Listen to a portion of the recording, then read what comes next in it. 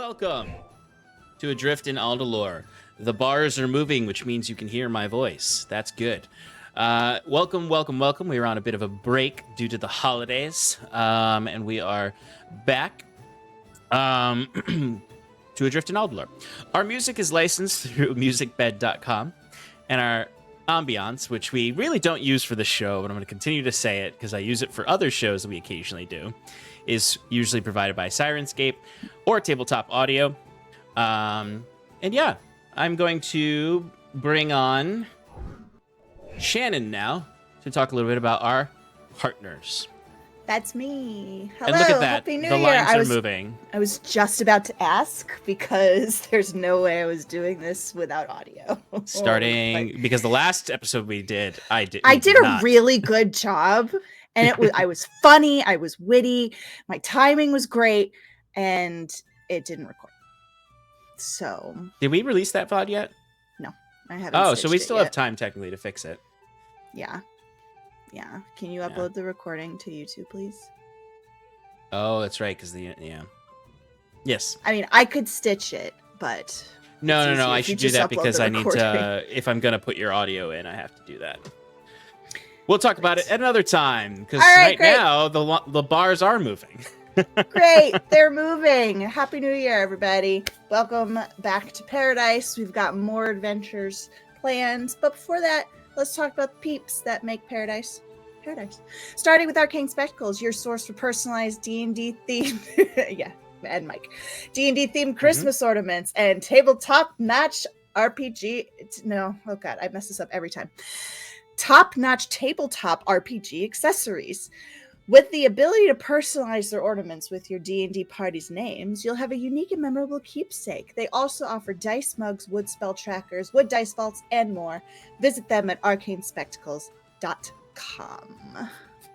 Next, we have Underground Oracle Publishing. They are a best-selling Emmy-nominated TTRPG publisher building new and exciting settings for the cipher system of every genre that you can imagine.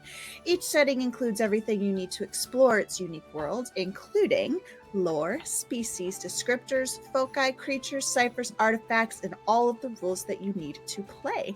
For as little as $3, you can join their Patreon and help shape each of the worlds that they create. Next, we have Eddie Yorke. He's our character artist you saw on our starting soon screen, and you'll see in our revolving panels momentarily. He's an illustrator based in the UK who makes art for games and books. Why are you smiling? Well, originally I was smiling because I was fixing my camera live because I wasn't centered. And then I was smiling because I changed the overlay so there's not a rolling card anymore with the art. But the little busts are by your names. That's right. That's right. So I take all of that back. And the character art busts that you will see on our screen when everybody else comes in, the art is by Eddie Yorke.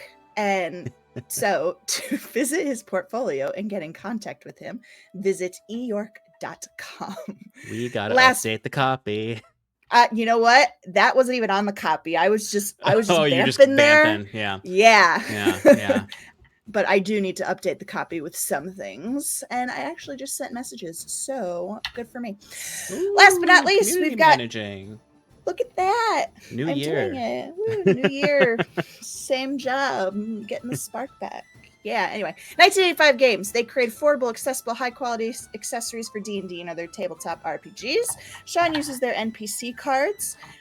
They're really awesome. They've got lots of cool quick notes on them and illustrations for you to bring NPCs to life in your games.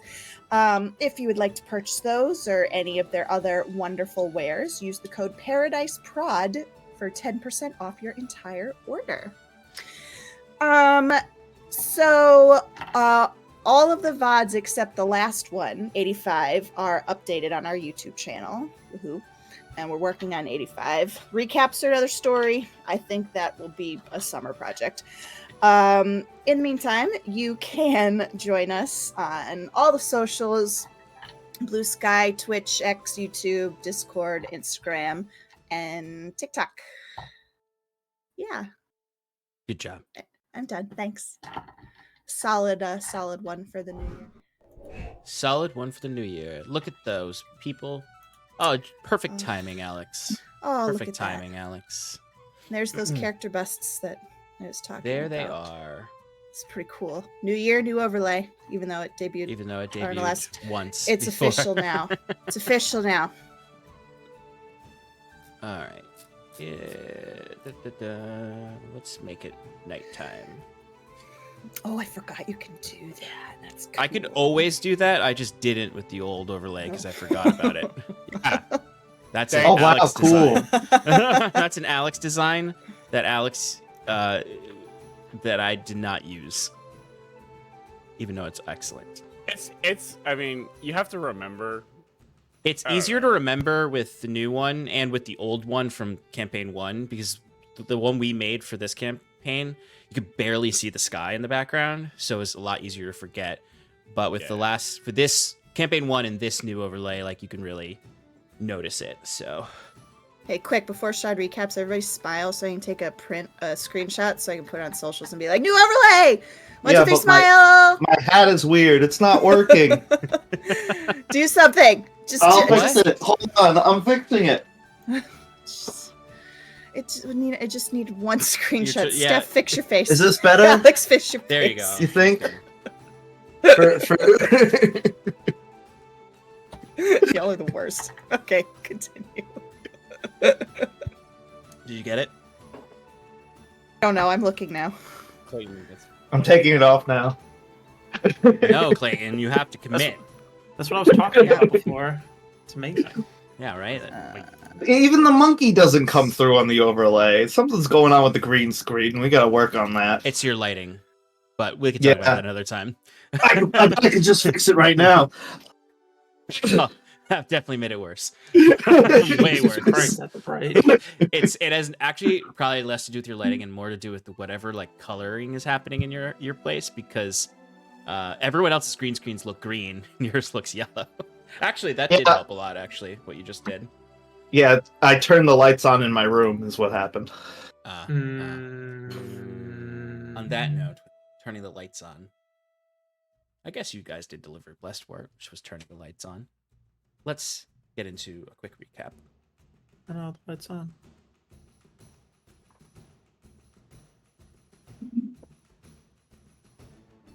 All right.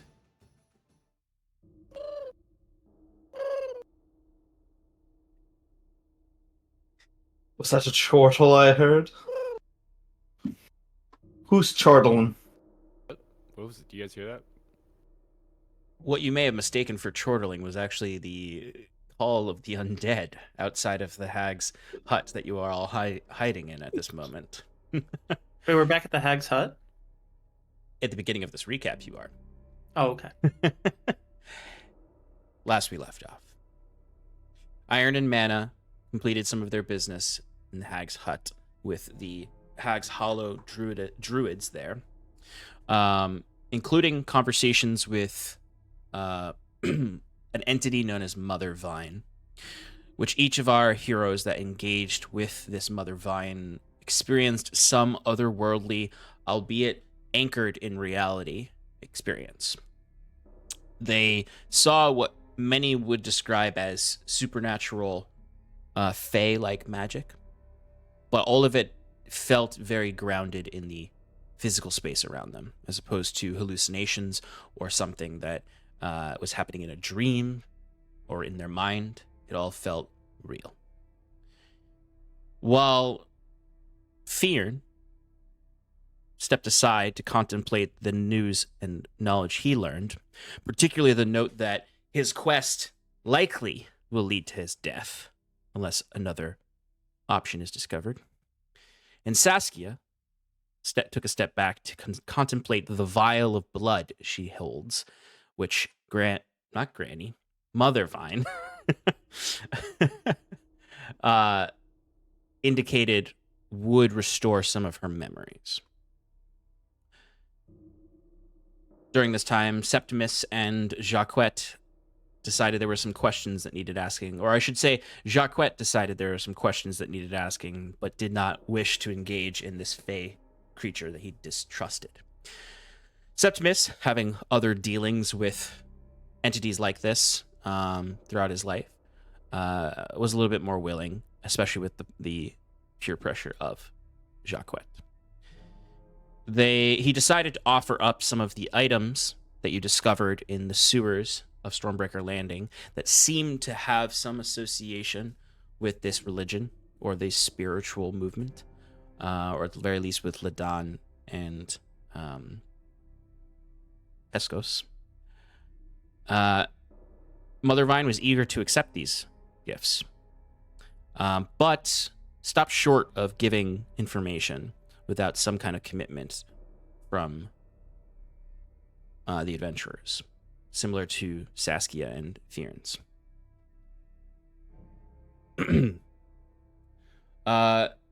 Septimus got distracted by his own curiosities and did not ask the questions that Jacquet asked him to ask. Upon coming out of his own vision, everyone essentially bullied Jacquet into engaging in the Fae entity's embrace. Jacquet paid careful attention to try to keep this entity from penetrating his mind, and stopped short of any commitments given to this Fae entity, but did ask his questions. The party learned that, yes, this Mother Vine entity is entangled in some way with Ladan and Pescos. She harped upon this concept that you had already heard before, that these gods, or these twin gods, are in some way, as they put it, Arden bound. They are in some way bound to the world, is the insinuation of this. And you can make many leaps from there in the way that she describes herself as entangled with this. You also learned more about the actual creeping undeath that is plaguing this land. You learned that it comes from the Arakan glaciers to the north, that it specifically seems to originate from the corpse of a dead god within that actual glacial land. So in this sense, you learn that the Herald is not the end-all, be-all of this, which you think makes sense. Heralds rarely are. They're usually the herald of the thing. So you learned that even if you destroy the Herald, it might not cure this land. And you have to decide if you want to go the extra mile or the full mile to purify this land, solidify the name of Iron and Mana as liberators of a lost region of the Aldhalor Islands, or acquire what you need and get the hell out of here. Because, to remind you all, you do have the escape latch at any point that Bruce can pull. Now, granted, there are some chances that it'll go bad, but not that. Pretty good chances for something that was made before you left. So, at any time, you truly actually could abandon this entire storyline. But The emergency thing sends us back where? It sends you back to the farmstead, right? Yep, That's Oh we my had it. lord. We had it attuned to the teleportation circle you created there. that's Amazing. correct. Yep. It does have the risks of a teleportation spell, where we have to double check, but I believe there's like a 10% chance of it going badly, but not like so badly that you all get turned into little bits, but more so like we're like 7 days east of the farmstead. Right. It's a accuracy. Yeah. Percentile dice. Exactly. So you can get in, see if you can resolve Fyrn's troubles and get out, or you can do that and attempt to clean this land of the creeping undeath. But last session, you did the little day-to-day work of this by saving this village, this town, by spreading the blessed wort from house to house, from camp to camp. Facing individual challenges throughout that against the ranging undead creatures, from wraiths to undead gnolls to undead ettins, and plenty more. Part of this was Saskia's attempt at growing more blessed wort with her magic, which unfortunately did create a botched batch of blessed wort that is a little off because it has the magic of her patron infused within it. Not useless, just not the kind you give out during a dangerous moment like this time. Once you've completed this, you were able to erect Bruce's tower again, near the Veilguard fort. And you have approximately 2 days left of this blackout, or at least 2 days left of this blackout, and enough blessed ward to last those 2 nights. So, you all come together now, quite tired from moving quickly throughout this difficult terrain in the frigid cold. For some of you, it was a little bit harder than others. I'm looking at Fyrn and Saskia, who had to walk and trudge through the actual snow, while the others could walk on top of the snow. But Baron was right there with you, as was Sal, although Sal really didn't notice. So, some of you took some wounds in the fights, although you did clean up pretty well throughout this and spread the blessed word. Jacquet made sure at every stop people knew exactly who was bringing this blessed wort to them. It was not the druids of the Hag's Hollow. It was Iron and Mana distributing this life-saving blessed wort. So, you find yourselves once again in the Bruce's tower. Baron is not with you right now. He actually took a moment to go and speak with Moira, the leader of the Veilguard tower. So he's not here with you right now. He may return to join you, or he may stay with them, depending on how things go. But it's the same as it was before. You have a lantern, a blessed wort that you can burn. You don't have his candle here.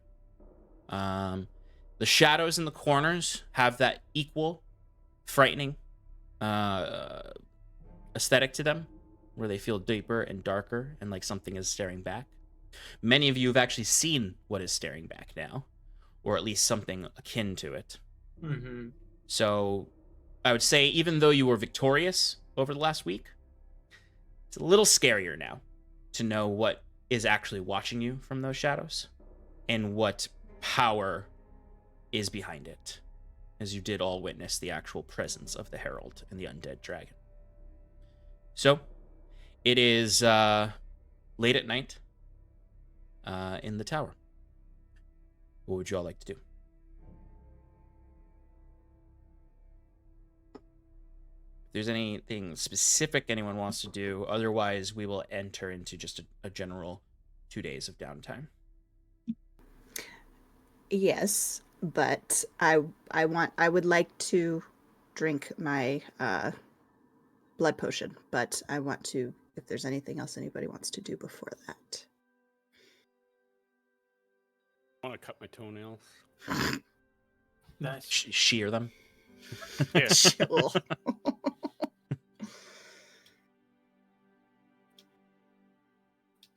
I guess a good question would be less be what do you all want to do and what are you all doing during this time? Fair. So Would we go back currently, to the Hag's Hut? Yeah, Well, you we're guys in your tower. Basically, We're- you guys are. Yeah, but like, you know. All right, fine. We'll just hang out at my tower. I guess it's a cool spot. It's like as Yes. soon as you say that, it's like you all hear just like shambling return outside. Now, Yeah. and just like the So eerie sounds of the hollow of this tower, and just like this sense of like there's always kind of like I imagine Bruce, and correct me if this sounds off, but I imagine there's always like a very, very slight magical hum to this place. That's just sort of like really deep in the background. You wouldn't notice it until it's gone. But in these types of situations, it might cause a little bit of like, what's that kind of noise that is just like throws you off a little bit? Like a white noise, or No, that kind of noise know- that they I say that know what you're talking windmills about. give off. Yeah. I Anyway, know exactly what you're talking about. yeah, but yeah. But I imagine sometimes these types of towers give that kind of Little frequency. Yeah. little frequency off. Sean. Mhm. I can roll for this, Okay. but since Bruce has had experience with xylophones. Can I? Wait, xylophones? No, I'm thinking of the wrong thing. Definitely, What is it? yeah. What is? Gramophone. Gramophone. Thank you. Yeah. I don't know why I said xylophone. Grandmaphone. Gramophone. Gramophones. Gramophone. You have called Oh, Grammy on your pipe. Bruce. I was just imagining Bruce like sitting in the Target with like the cat piano, like playing stuff. Can I roll to see if I can insert like my own gramophone in like that like plays like surround sound throughout the Ooh, I love tower? this idea. It's gonna be a really high DC because it's Okay. not a function of the tower. But Right. I will allow you to give me a either an Arcana or a Tinker's Tools check. Okay. I'm gonna do Tinker's Tools because I have proficiency expertise in that. Okay. So Very, very high DC. all right. Can I use any bonuses for this? I'm gonna give myself some guidance. I will allow you to give yourself guidance. Okay. All right, I'm gonna roll the guidance first. Okay. The guidance is 3. Tinker Tools. Oh! Fuck! He's so mad. It was so close to a 30, but it's a 29. Bruce, I hate to say this, but the DC was 30. So what I'll say happens, Bruce, is it's What- not you. Give Obviously, it's not a myself failure. 5. No, give myself I'm gonna say no. I think this is more interesting. This is one of Yeah. the rare times I'm going to cut a challenge off where I think it needed to be almost a raw That's- skill thing. That's fair. No, I completely agree. I'm just being cheeky. As fuck. I will say though, if you want to, the next time you cast this spell, you can attempt this again. And the DC will probably be lower that time. All right. Well, I will say Mhm. that there is a space. It's like a rectangular hole on the side of Yeah. the wall. It's not working. It's just a little thing. Yeah.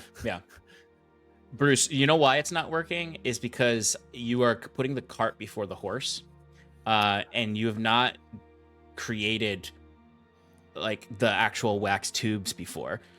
So you just have created something that is vaguely could maybe play music in this space, but you haven't fully dissected a gramophone enough to be able to make it a magical permanent part of this structure.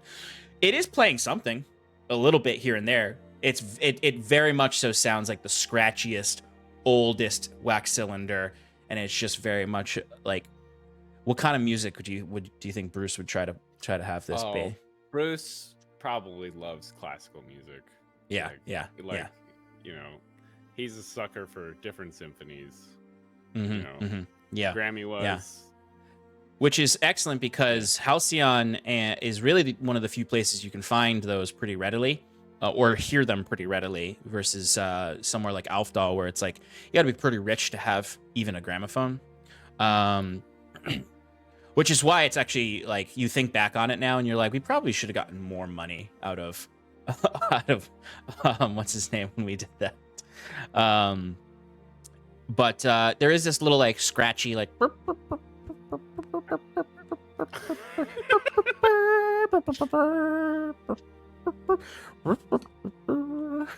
It's not supposed to sound like that.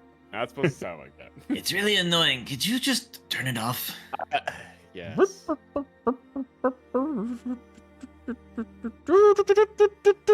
No, it's getting louder. It's getting louder. Stop it. It's distorted. What's wrong? Bruce! Bruce!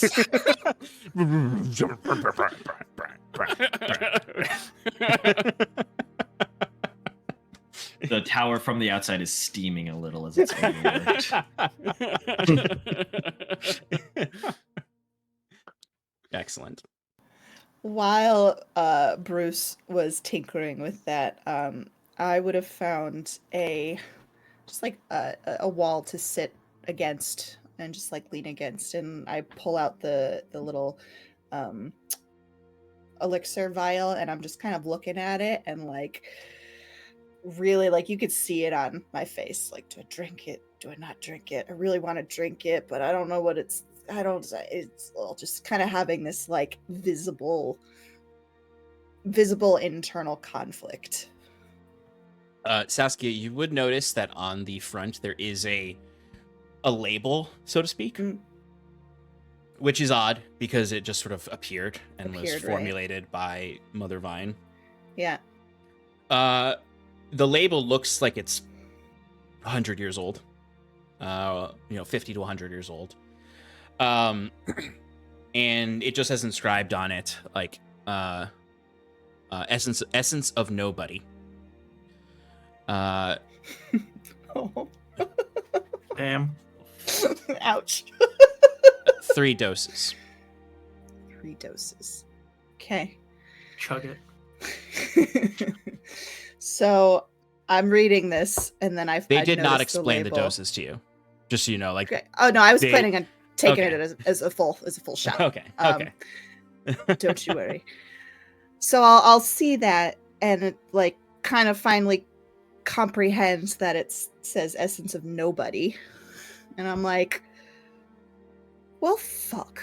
And then I'll just kind of like say to the room in general, it's like, so I'm gonna drink this. Anybody want to come sit with me while I do? Maybe hold my hand. Really? Yeah. All right. Yes, really. Do you want a lollipop? As Bruce just like, No, she doesn't need a lollipop. She doesn't need these memories. Are Saskia, you into? you once asked me why I left Gwenvalor, right? And I Mhm. think that was to better inform why you may have left. And I listed all these terrible, awful things that may have happened. Maybe your past self was trying to protect your future self, right? Make you forget all the terrible things. Yeah. Those things don't define you. I can't tell you how many times I wish I could forget all the things that have happened in my past. The pain, the loss, the heartache. It's a blessing to forget sometimes. But it also makes you who you are, Jacquette. Like you remember it, you feel it, so you don't make those mistakes again. What if I'm a fucking princess? You know, what if I'm like some fucking royal from another land? And Honey, please. You're not royalty. First of all, rude. Second of all, you don't know that. I don't know that. This could tell me. No, I because want you to would still know. act like yourself. Your Yeah. memories don't make you who you are. You are you. I'm nobody. And I shoved the label in his face. Do you see that right there? Even my own blood says it. I'm nobody. actually, your name's Saskia. Thanks, Bruce. That's Maybe not my you real were. name. To Jacquette's point, you know, maybe your memory started a year ago, but that's who you are as of a year ago. It's 3 years ago, but I 2 get years your ago. point. Sorry. Yeah. I get What your if you've committed murders? point. I've What if already you done tortured that. orphans? I don't I'm think... going on the extreme here, sure, but my point stands is that you are not beholden to what you were. I know. And remembering that will change you. But what if it could change for the better? What if I made this deal when I was so young, you know, and didn't understand what was happening, and I don't know. I have to know, Jacquette, I really do. And I fully appreciate and acknowledge all the things you're saying. You're right, they don't define me. And yeah, I'm gonna learn some new information, and it'll probably affect decisions moving forward, but I gotta know. Jacquet rolls his eyes and just goes back to writing in his journal. Hey, Have you considered the consequences of you retaining these memories? I assume that whatever patron took them from you is not going to appreciate the fact that you have them back without their approval. That's true. I did ask her. I said, is there any way you might give me something back? She fucking said never and laughed about it. So I found an alternative motive. An alternative Method. Thank you. Yes. So she's been kind of a bitch. So this is kind of a little bit of a slight against her as well. Feels From good. behind his book, Jacquet just kind of says out loud, "They say don't bite the hand that feeds you." Yeah. My point is, I'm drinking it. I'd love some company, but I understand if y'all just want to do your own thing. I'll sit right here, but I might need to. Septimus, you're on call for resuscitating her. If I I'm don't not know. gonna die. I'm just gonna drink this. It's gonna be Well, fine. we don't know what's in that. It's my blood. It's A fine. deity gave it to you. It could be anything. This whole time, Septimus has been enamored with just Sal. Kind of just cleaning him off and starting to do his regular ritual on him. And he seems particularly focused on being very ritualistic and showing devotion to Machina right now. All right. Well, you know. If recovering your memories makes you go insane, do I have permission to kill you? How about render unconscious? Not outright kill. Okay. That much. I could work with that. Great. Like I said, it's just gonna. I'm just gonna watch a movie in my mind. What's a movie? I'm just gonna. What'd you say, Sean? I said, "What's a movie?" There you go. I'm just gonna. It's going to be fine. I'm just going to remember some things, and it's gonna be fine. I'll share them with you after. I'm probably gonna need to talk Okay. about it anyway. Septimus will kind of break at this point. Nice. It's okay to quit. He'll break away at this point, being like, Saskia, all that we are our memories. It's who defines us, and the knowledge Wrong. and the past experiences of who define us. She's not who she is. Knowledge is all we have. But you shouldn't be so cavalier with saying it's just going to be a movie. You must have made a decision to hide this from your past. So if you're going to be taking the step, which I think you should, know that there might be things that you are not going to want to maybe unsee. Yeah. He's a wise man. He's a wise man, right there. You're all right. That's what I said. Do you hear the words that are coming out of my mouth? I'm saying Do you you're know all his right. ability score? Oh man, I picked a bad time to take my DM NPC out of the conversation. I've had so many quips come up in my head. You can knock on the door right now and go back in. All right, especially about whatever the fuck movies are. A vision. That's There what I you should have go. used. That's what I should have used. It's a vision, a magical vision. It'd be No, just and like a scrying eye. I do appreciate all of the advice, everyone. I do, and I'm going to keep all of that in mind. It's going to help ground me for whatever I see. And You're welcome. Okay. I don't know. I can't really explain it.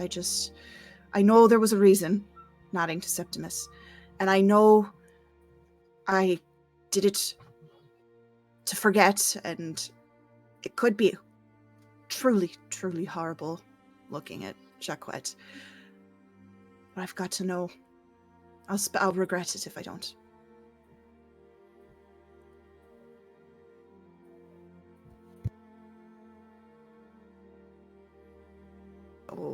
guess with that, I will take one last look at the essence of nobody. Flick off the top of the vial and just down it all in one. Not What's it gonna, taste not gonna, like? not gonna set yourself up in the sauna upstairs or anything. Nope. It's Nope, just just- against this cold wall. All right. I'm gonna pat her leg and give her guidance in case she needs it. Oh, thanks. That's fair. Ben is just reading his Lasts book, for 6 seconds. but in the and same then room. but with his weapon close at hand in case Saskia needs to be rendered unconscious. Yeah, basically. Saskia, give me a Constitution saving throw. It tastes like blood. It tastes like iron. It tastes like a mouthful of pennies. It has a slight buzzing effect to it, like Szechuan peppercorns.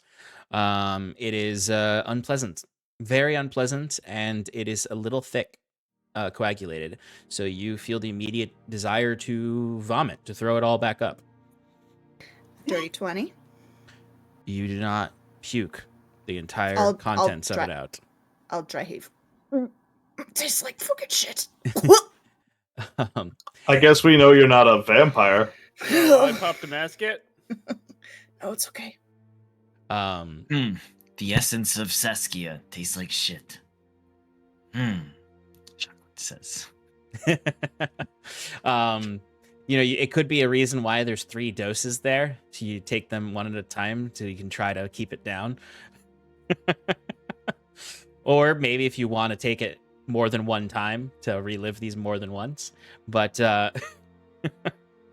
but you down it all at once. Your stomach retches. You dry heave, but you keep it down. Very much so. I'm just describing taking mushrooms. And you basically gonna experience a little bit of that. It doesn't hit at once. You start to feel,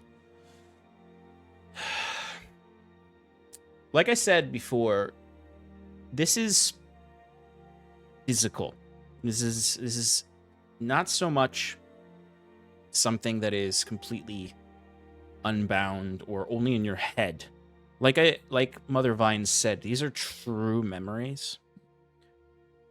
But you are not remembering them, so to speak, in the sense of you are not reliving something. You are experiencing something for the first time. And it is not from your like a first person perspective. You are Is it like seeing the it. pensive? I would say it's not even like the pensive. This is a very strange experience. You are absolutely just sitting against the wall on the floor.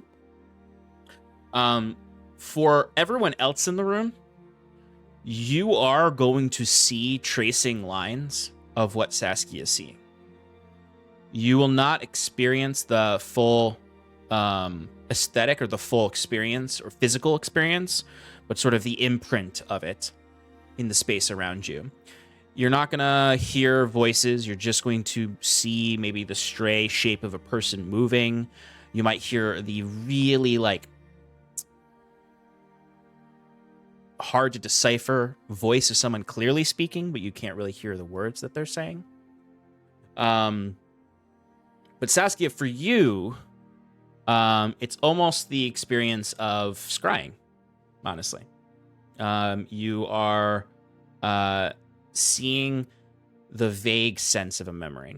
So there are going to be certain moments where the space itself lags almost, where it almost be it's shuddery, suddenly you see a figure standing there and they're just walking at normal speed, and then out of nowhere they just move extremely fast to the next spot, and it's all just continuously happening, and it might shift entirely where a conversation is happening and then within an instant it's suddenly a different conversation at a different time in a different place with maybe one thread connecting it, very much so like a dream, where when you're dreaming you might be in something and then suddenly you're not even yourself. The person you're talking to is a different person suddenly, because there's, as Mother Vine said, a lot of these memories are caught up with each other and bound really tightly in the fabric of your history. And they're really difficult to untangle, which is why she said, I only got you 3. Okay. All right. So, Saskia, you do feel a sense of sinking at first. Like you start to feel sensory overload in your body. There's tingling all over. You do feel almost like you are melting into the floor. Until a certain point where it almost feels like the floor completely gives out underneath you.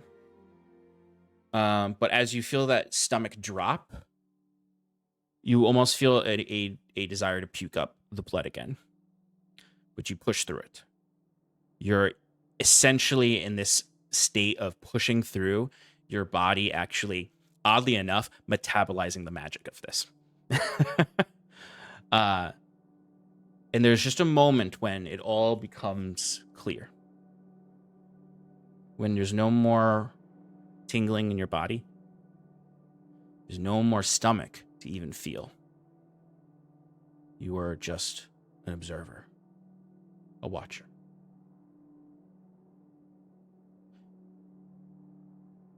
And there is a feel however you would feel about that. But it could inspire a sense of dread, a sense of existential crisis, of being so untethered from your physical being. And you're somewhere in between. And you feel the first sensation when you hear laughter. The laughter of mischievous children. And there's a tug on yourself. A tug towards it. A familiarity, but something foreign. A physical connection. No spiritual connection. Muscle memory, almost. You hear it again, laughter. And suddenly the darkness gives way to light. A field. Tall grass. Wind whipping. You are disembodied, but you're feeling wind through hair that you don't have, across skin that you don't have. Something in your disembodied chest flutters. Laughter again. The grass blows in the wind, then really fast, and then catches up with itself. Clouds move across the sky too quickly and then too slow. Some of the grass bleeds together, leaving trailing lines, but also occasionally almost splotchy, like a paintbrush. In the distance, you see a pack of children chasing each other.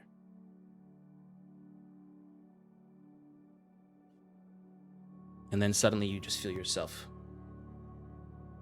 come alive with this. You were going to say something. I was just going to ask, like, do I need to, like, will myself forward to go towards them, or do I just do it? You have no ability to move yourself. You might even think, like, I want that. I want to get closer. Maybe that's what you think. Or maybe you're thinking, what do I do? How do I get there? But you feel no ability to move. You only feel this disembodied, physical reaction. Like you don't share the thoughts of this little girl. You're not thinking like, I know this place. You're not thinking, these are my friends. I'm having so much fun on this mundog. You are just feeling the physical body of whoever you were.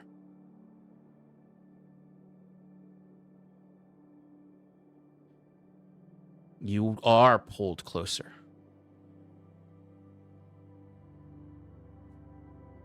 Across the field. You see up in the sky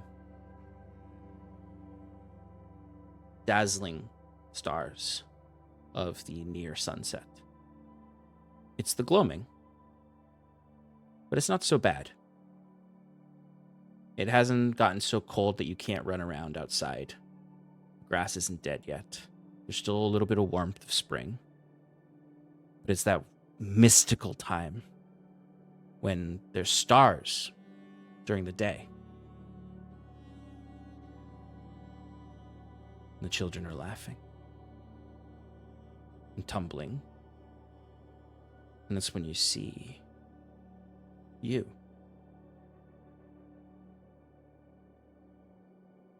No older than 7 or 8.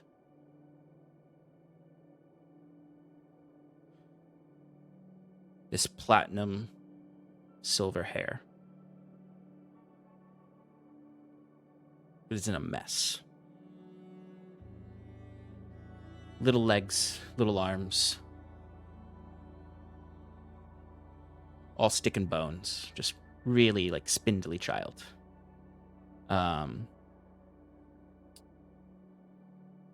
You can see those eyes. They're not the color of your eyes. They're not this spectacular violet that you have now. And you do notice one of them is a little droopy. Maybe a little off-centered. Like perhaps your missing eye right now wasn't always not something that little Saskia, or whoever this is, experienced. Something akin to that. Perhaps a seizure when she was a young child, or something. She's just laughing with these other children from wherever you are from. Under purple skies. Before all the children collapse into the grass, almost in a flower shape. You see other half-elven children, human children. See a little dwarven boy who has his beard already coming in at 8. But it's just better than any ale you've chugged in some back alley in Hyven. Only matched by maybe some of the better moments with Iron and Mana.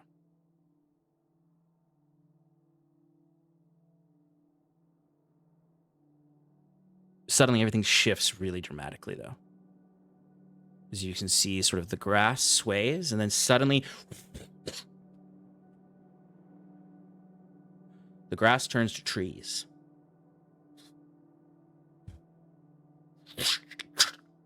And then they stiffen into place. Dark canopy. You're still with the same children.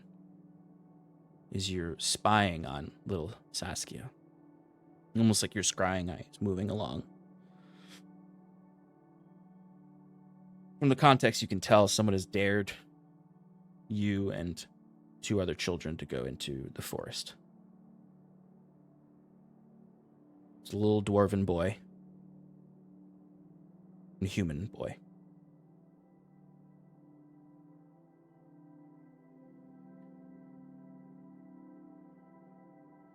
The little dwarven boy is acting really tough. The human boy is very afraid. And you are kind of... The feeling you're getting is not fear, but curiosity. And then suddenly everything shifts really dramatically. And you're alone. by a little creek. You hear little Saskia calling out. Colby. Aaron.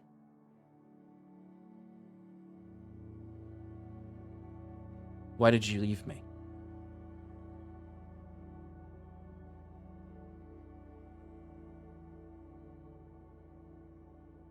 So you can feel the physical sensation of crying, the heaving of a chest sobbing, the uncontrollable scrunching of your face, contorting to pain.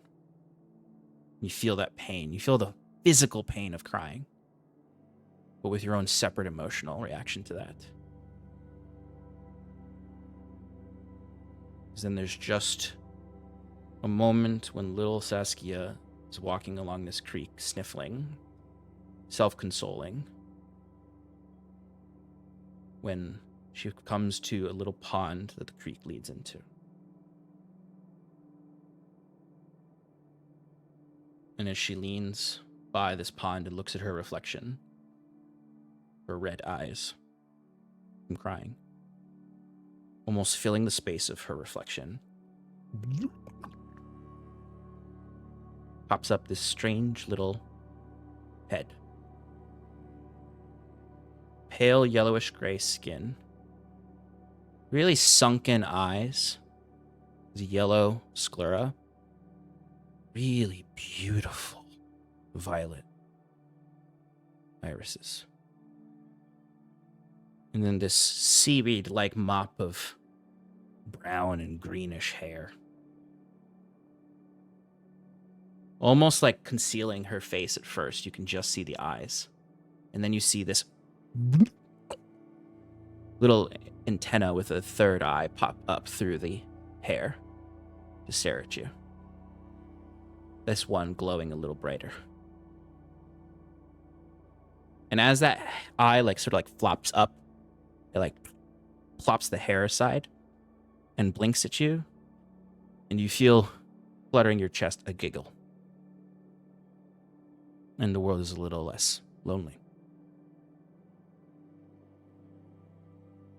As suddenly you hear two boys rushing through the bramble in the bush, the face disappears from the commotion as they plop out and call your name out, but you don't hear it.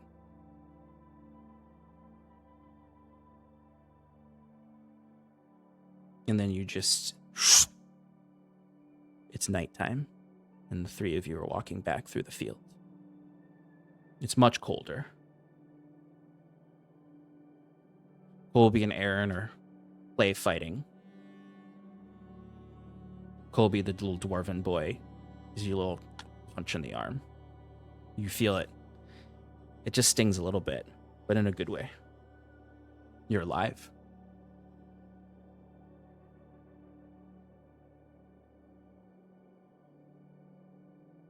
And everything streaks like ink and water or paint that has been mixed together on accident.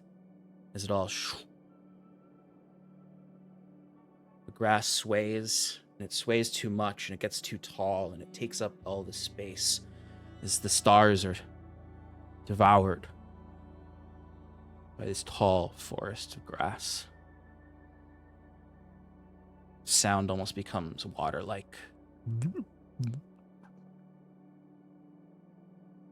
Before all of those feelings, physical, sink from your body.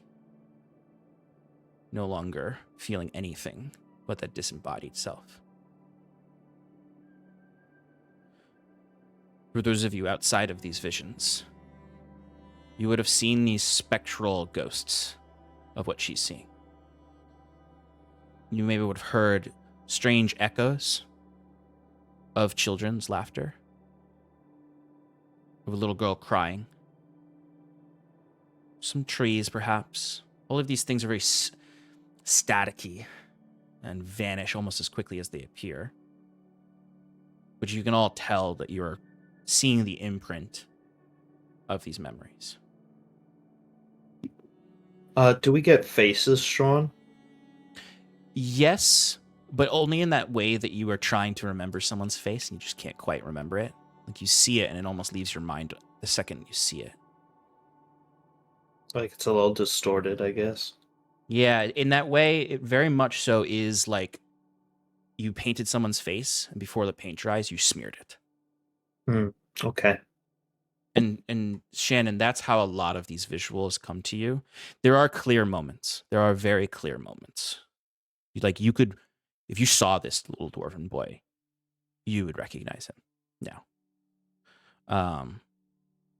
Might even recognize him if he was an adult.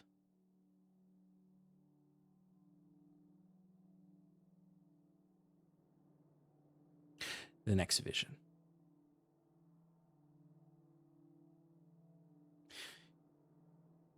These ones feel inextricably connected. You can feel the sensation of two different memories competing for your brain right now.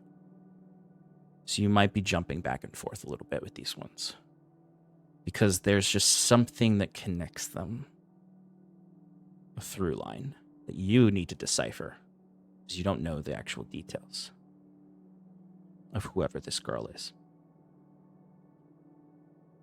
But once again, the first thing you experience is sound. Sounds.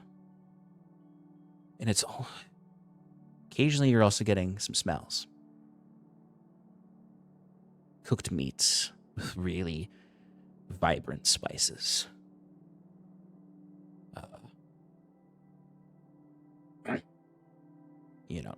Cumin.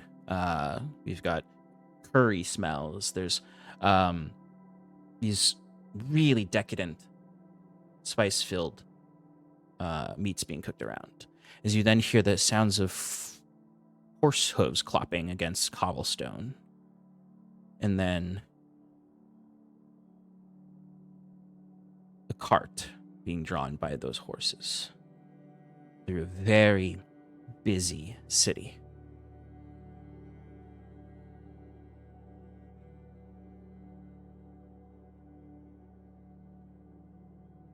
A city so busy, so large, that it's probably bigger than any city that you've experienced as Saskia.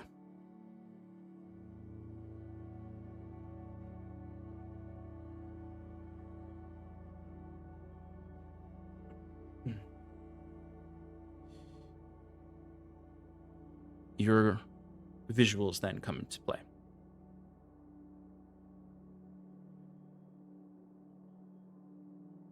And you can see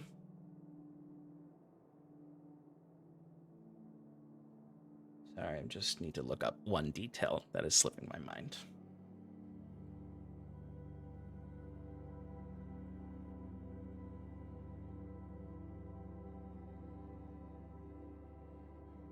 There we go. There we go.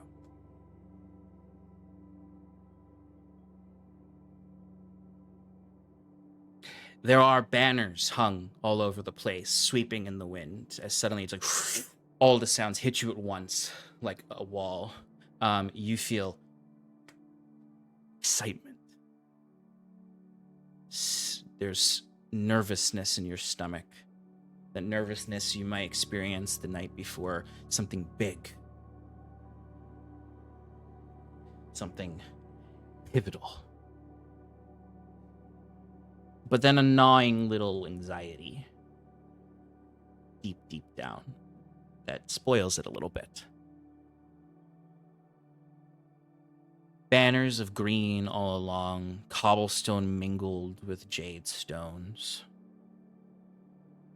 Street signs for various artisans. One sticks out to you because it looks a little funky, a little different from what you're used to.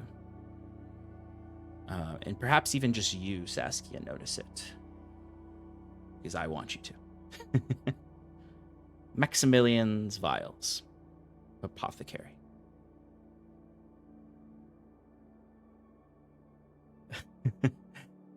And you notice it because there's a crier outside calling for people to come and watch the presentation. Trying to pull in passerbys. You can feel, now you can see yourself, and you can see this older Saskia, maybe anywhere from 12 to 14. That cusp between preteen and teenager. You can see her hair is longer, but cleaner, tidier, at least combed. Put up in a fancy knot with really elegant strands coming down. Silver jewels in almost like a net in your hair. You're wearing not like a gown or anything like that. You're wearing pupils clothes. You have a tunic of some sort with very simple but well-made cloth underneath. The tunic itself is crimson in color with a star emblazoned on the chest. There are even like gold filaments to some of it and like small ruby gems embedded in it. This is valuable clothing. Like these are things that would cost a lot of silver. And sitting beside you in this uncovered wagon is an older half-elf man. I'm sorry, not half-elf, older elven man. He has some gray on the sides of his hair. It's shorter than what you might expect from an elf, but he's clearly a Gwyn elf of some kind, as opposed to an Elysian elf, or a Halcyonic elf, or a wood elf. His hair is silver platinum.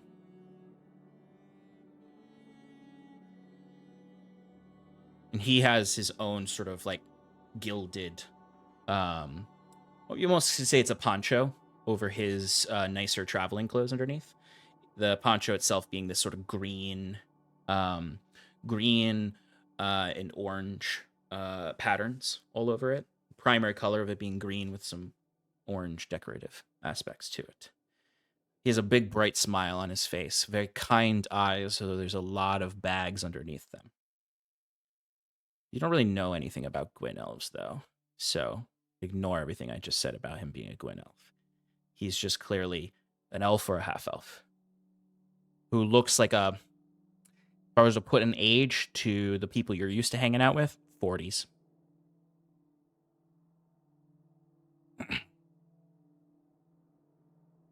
And you feel yourself bouncing. And then suddenly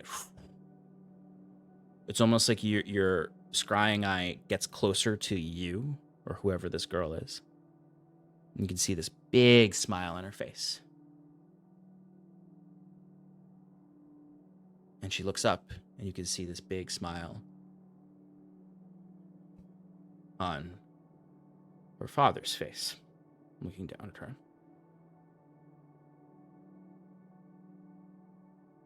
And then the image constricts. You feel your stomach twist into knots of sorrow and grief and anger. As all the brightness of Green Street vanishes. And all of the hope in this man's eyes vanishes to heavy eyes on the edge of tears, but can't cry because he's so tired.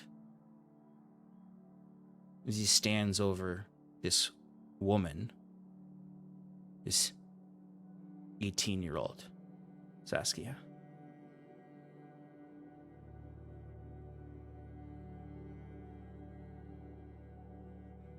And she's looking down at her. You can feel that gaze on you with disappointment. you could just hear this woman. And I'll say, at no point when you hear Saskia speak does she have an Irish accent.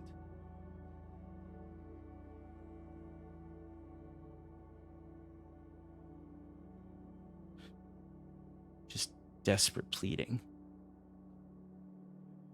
Father, please. It was an accident. I didn't do it. I didn't do it.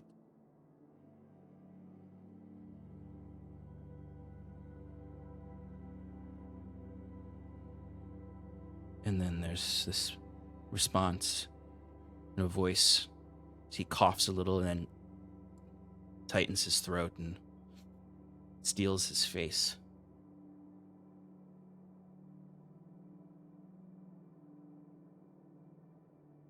He's about to say something. Begins with you. Says you.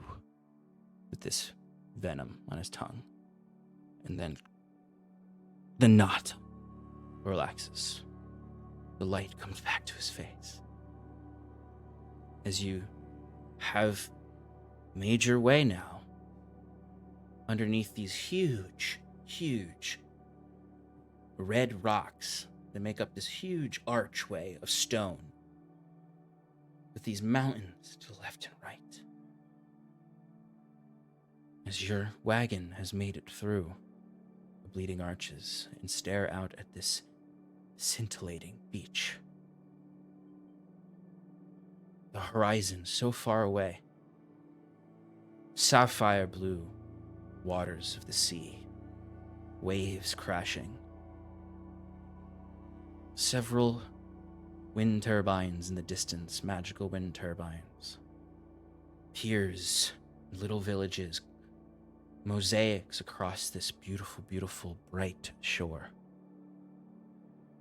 In the distance, spires of gold and silver of a city on an island.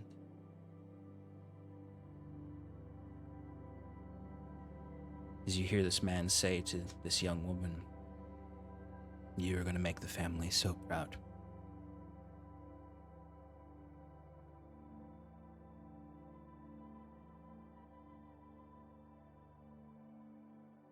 And you see this young woman, this girl, maybe 13, beaming up at her father. She opens up the book on her lap and starts to read it. Filled with magical equations and spells.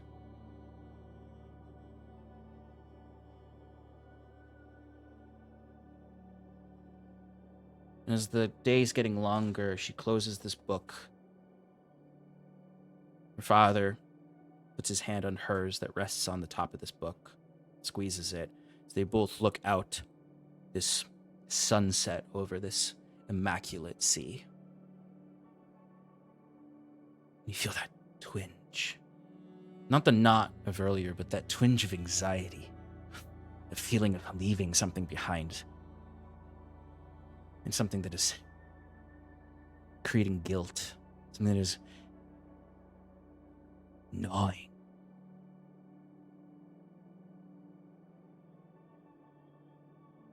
As you stare at this ocean water.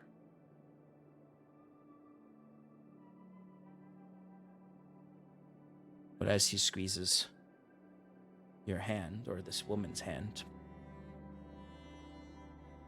that sea turns black, like ink.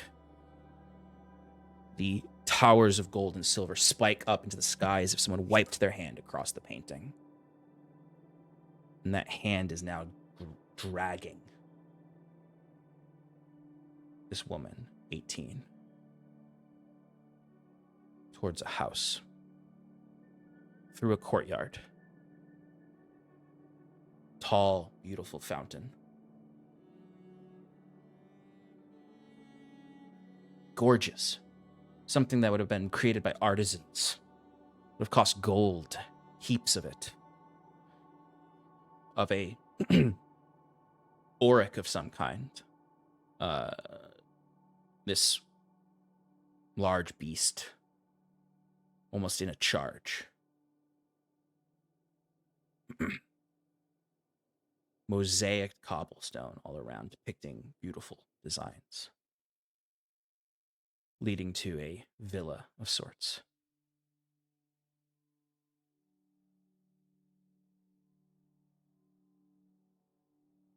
This 18-year-old woman pulls her hand away from her father, who looks back at her with those eyes.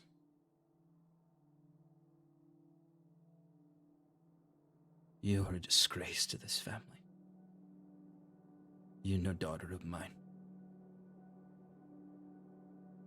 Go back to the witch. Go back to your fantasies.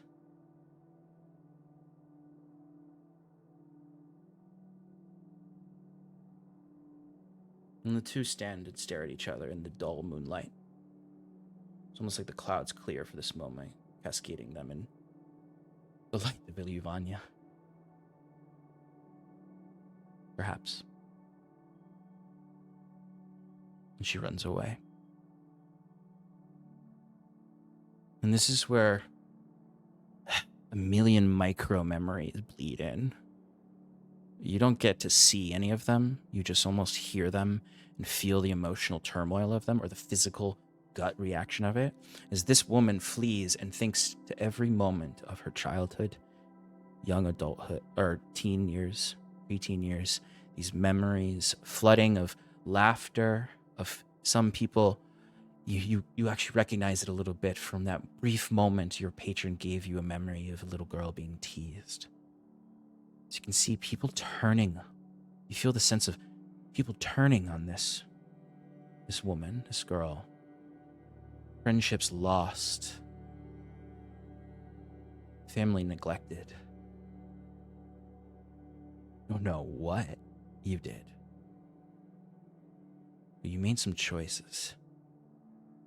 Prioritized something over something else.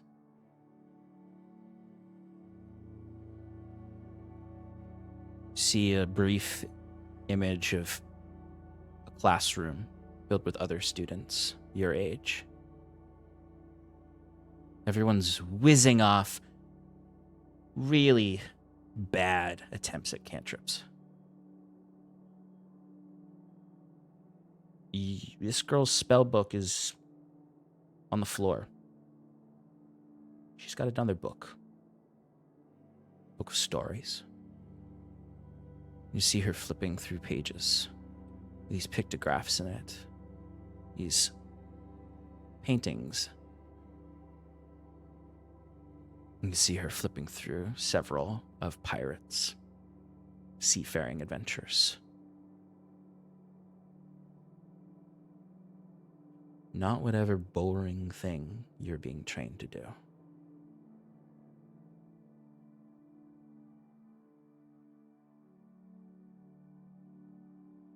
You hear some of the words of a fight that happens. The woman, the teenage, preteen, when I don't want to do this. You must. It is your responsibility. To our home.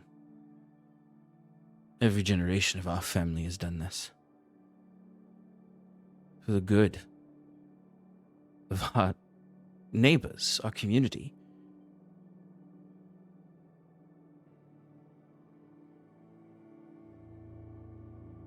For Tasaka.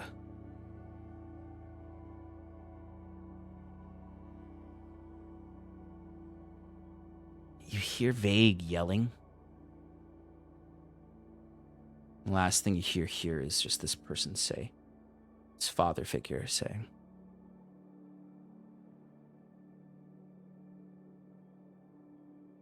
not everyone is supposed to adventure. Some people owe something to their neighbors. All adventure brings is death.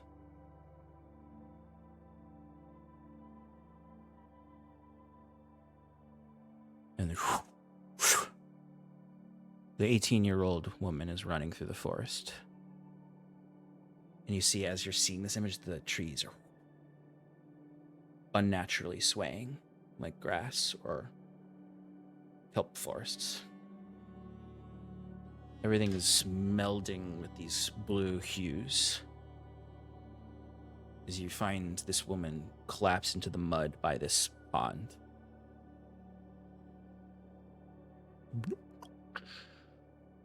Little eye comes up.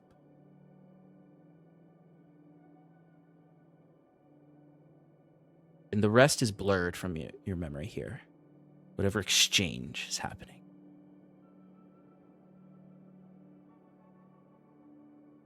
You hear a wicked voice that maybe sounds wicked to you as you perceive this memory.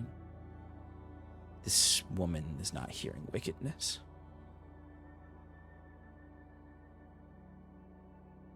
You wanted a life of purpose, of valor, something more.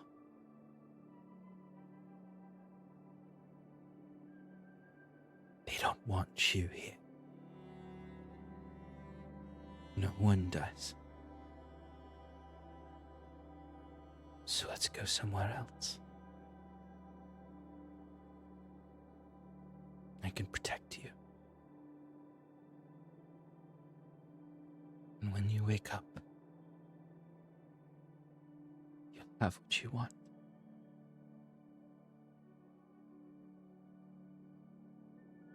That sense of excitement boils back up in your chest, mingled with rage, anger, directed at the man who said you're not his daughter.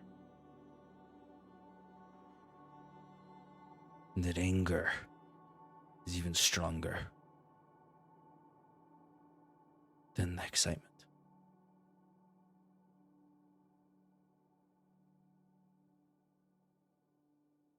Everything wrenches again. You feel sick. You see something. You feel pain in your eye. Your eyes. You can't quite see it. There's something horrifying in front of you. Beyond your mind. It breaks. You scream. You feel your lungs burning with those screams. You don't know what she's seeing. But it's painful. And it's gone.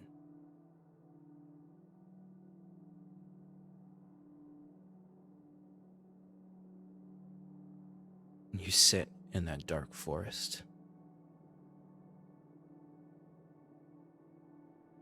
The woman is gone.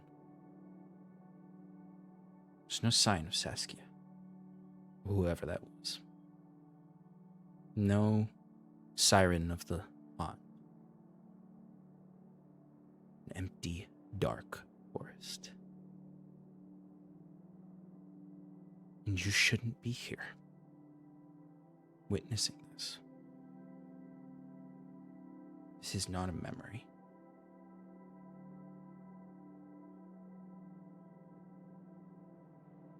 Hours go by. For those of you outside of this, hours are not passing at this point. Saskia's almost slipped into a daze. But you saw these twisting images of streets, then the late night villa somewhere else, scintillating waters. You saw sort of these vague, smeared visuals of all of the things I've been describing, including a pond with a strange creature, comforting a woman crying. But those tears, really the only thing you can hear is those tears and anger in sort of the muffled voice you can hear speaking. Yeah, I'm getting some serious Willy Wonka Tunnel of Terror vibes going It's on. a pretty good comparison. But Saskia, you shouldn't be here. Maybe Mother Vine put more in here.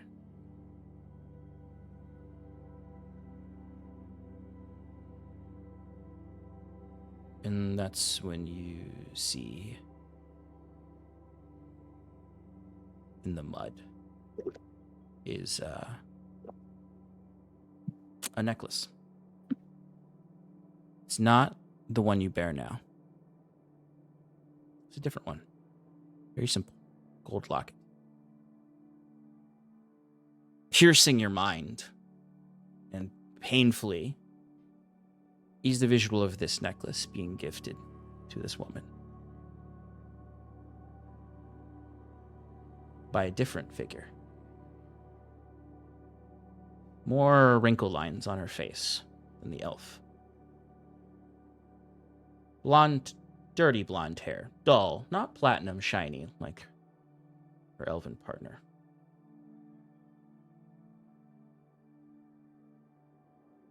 And then the last thing you see is a ragged elven man stumbling through the dark forest, tripping into the mud, calling out a name you can't hear as he finds this locket and weeps in the dark all night.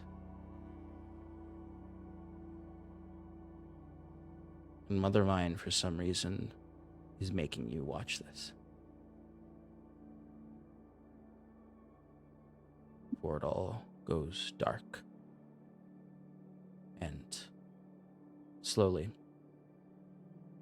your toes first, then your fingertips, then your arms, then your legs, your knees, up through to your heart and your mind, you regain control of your physical body.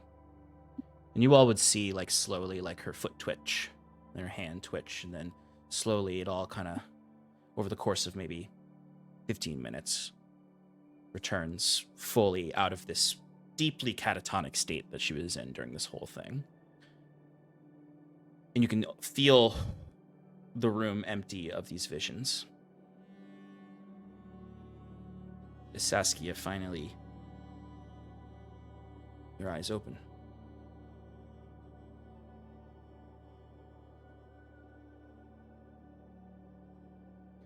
And there is a sense of physical exhaustion.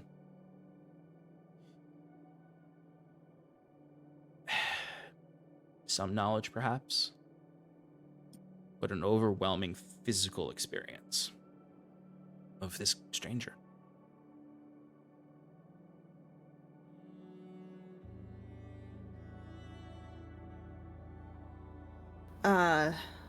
First thing I'll do is,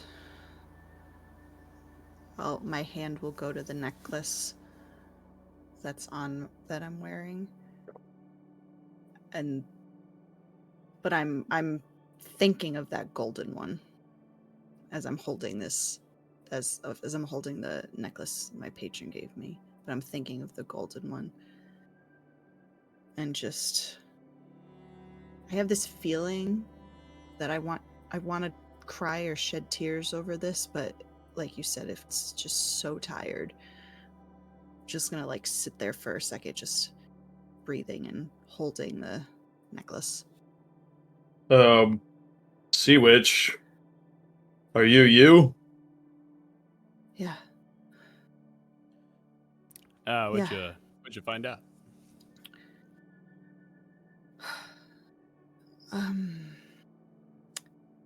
Quite a lot, actually.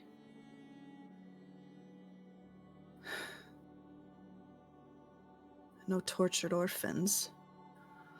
Looking at Jacquette. He's very clearly using the book to create a barrier between him and her. And not quite a princess, but definitely somebody of stature.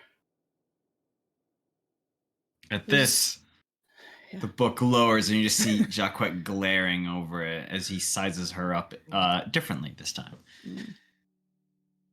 I was a student. I was a student somewhere.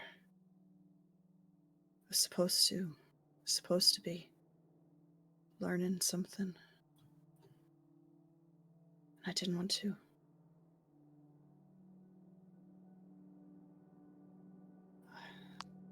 I don't know.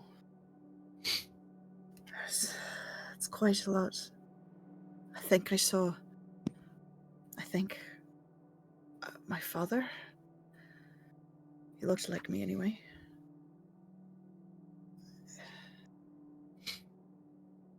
I definitely have more questions, but I'm so fucking tired. And at this section, Jacquet will lower and goes, quickly, well, the memories are still, your memory of the memory is still fresh. What was it like where you grew up? Was it a city, a town? Can you describe anything about it? I mean, there was a few different places. There was a field with grass, a forest with trees, a dark pond. I saw, but there was a city. There was a city. Okay, specifics about the city? It was large and busy and bustling, and it was a beautiful ocean. You're literally describing most cities, Saskia. Just shut the fuck up for a moment. Let me think. It was a red rock arch, and jade cobblestones, and green banners, and I would say the no need for a roll. The second she said red rock arches, you would know that she's referring to Veramelsia. Green Street. You've maybe have been there. Right. Veramelsia. Mm-hmm. Fresh Honduras. memory. Ah, yes. Veramelsia. Shit. I've been there. Where is that? In the Quintarchy. Well, I guess not really Quintarchy anymore. It's south central, below the big pond lake thing. Honestly, I re-looked up that lake's name recently because I was like, we're gonna be talking about Gwenvalier, and I there's of all the places I created in Gwenvalier, I can never remember that lake's name. Okay. There's the Central Sea, they call it. The layman does, at least. And a river goes south. It's just north of Farathris, the Beastlands, where I'm from. Oh. Just to the east of Vermelsia is the... Oh, this is a quiz time. The coast. Tell me when you tap out. I tap out. It's the bright shores of Byzantium. Of Byzantium. And then to the west is the Gosu Haunt. Ruination. Ruination, that too. Oh, we're in the Gosu Haunt. Yeah. You could say you'd be able to say the bright shores leading out to the Telemary Sea before the city of Byzantium. Yeah, what he said. Is there a school there? There's schools in most cities. One of note, of reputation, in Veramelsia. I wouldn't know that name. Well, you just said it, so I would repeat it back. Yes, there are a large number of the university structures of Farathris are based on the universities in in Byzantium.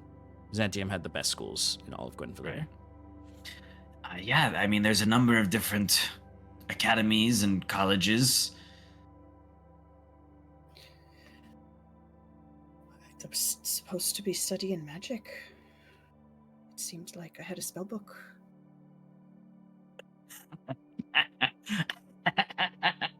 I'm sorry. Were you turning to be a wizard? I could, maybe. The book certainly looked like something a wizard would have.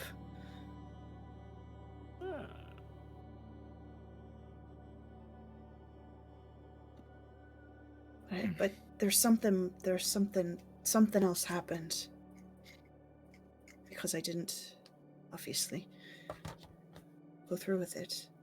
Something about it's my destiny, or for the good of the community, or a name.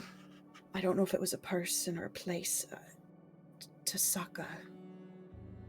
I don't know.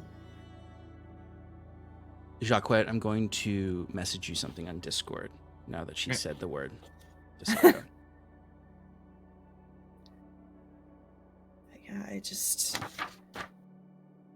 that's what's this person, my father, apparently said, I had to do this for the good of our community. Well, I personally hate Tosakas. It feels weird in between your toes when you put them on. I don't think that's what he was talking about. Do you know what that is? Is it a person? Is it a place? Is it a... While I searched my memory banks, deity? Yeah. Like anywhere, it sounds like if you were really from wealth, he says again, you can tell that there's an air of doubt on his voice. There's expectations. Families like to make sure their offspring are raised right and continue the family business. Maybe you were part of a family of wizards and you were supposed to be the next one.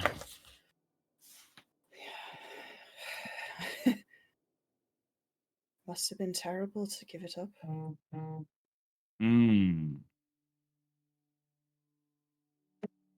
Did you all see anything?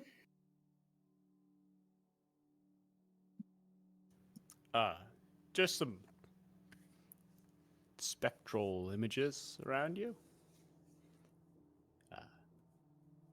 Yeah, couldn't really make much of a whole lot. I thought at one point some figures, some small children, a short and a tall. Yeah. Yeah, I saw there were some children there, some childhood friends, I suppose.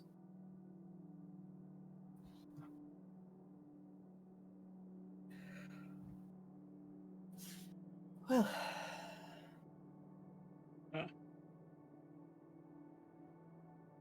it's a lot.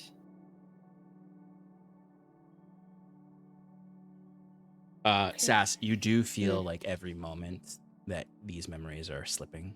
Not in the sense that you will like it's being taken from you, but in the natural way that we just do not remember things the longer we hold dreams. on to them. Yeah. Not even dreams, just experiences in general. Like you start to remember the twisting knot feeling in your stomach, and it changes now.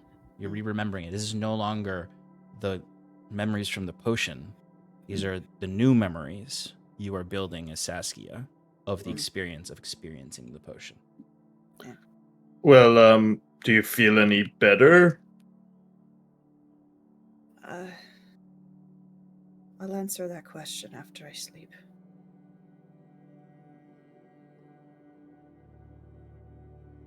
Okay. But glad you didn't have to knock me out. Me too. Saskia, Being ready.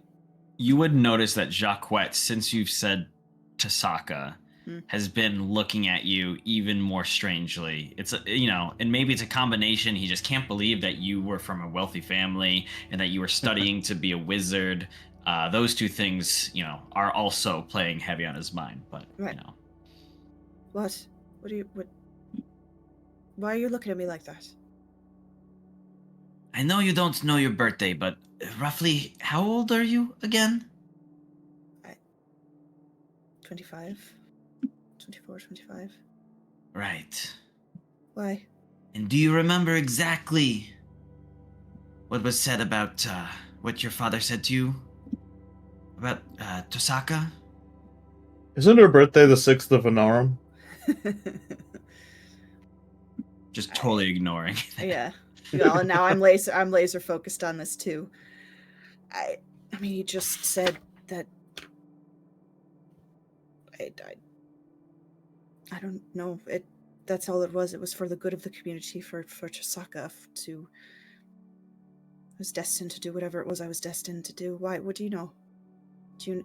Is it a person? Is it a place? A god? He looks around at the others and goes, "You guys don't know anything about the war, the big war that definitely has a name that I've forgotten." Oh yeah, I know everything about that war. Sure. Sean, You can give me a history check if you want. Oh wait, you actually have you're the only other person with a tangible connection. Right. Yeah, because You actually probably Bruce's would. grandfather was Yeah. there. He was, and also Timber's daughter probably has stories too. True. Yeah. That's true too. So Bruce, actually, I would say you actually do know quite a bit about the Quintarchy War. As someone who liked to listen to his grandfather talk and tell stories. The war that Wayward 5 fought in? Yes. Well, one of them. Well, one really of them fought in in it. One Everyone of the- else And the other ended one it. showed Helped a up. little bit. the other groups ended it, we could say. Yeah, a few of them were dead. But yes, as soon as he says the war in the Quintarchy, Bruce, you would recognize that. The rest of you would not. Oh. Yeah. Bruce, you know Everybody- that it was brutally fought between Enduran rebels allied with the country known as the Gwyn Empire that you don't know that much about, but you know that they're elves. And that they're kind of maybe a little bit like Halcyon, but maybe not. Who knows? Against the rest of the kingdoms of the Quintarchy. It was just like a really, really, really, really bloody war. For the time that it was fought before it turned into what is more widely known as the Pallid Conflict in Elysia. Yeah, that's kind of all I've been told. Well, the war, Does that sound accurate? yeah. I mean, Tosaka was the first hit in the war. And when I say hit, I mean it was the worst. It was hit, punched through, devastated. I mean, that's where the battles took place that you hear horrors about. That, what was that captain on the ship that we talked with? That was a Hastings. veteran. Oh. Galdus. Galdus probably fought there. It's where the divine didn't look, as Allmen slaughtered Allmen with iron, magic, and everything in between. Wait. So, in addition, don't want to lose your train of thought, but if this happened 30 years ago, Yeah. so if Saskia fled there Well, she would at that time, she has to be older than 30 at this point. Like maybe like 40, 45? Not as young as I think I am. Jacquet really starts to investigate Saskia more. Like maybe for the first time since he's met her.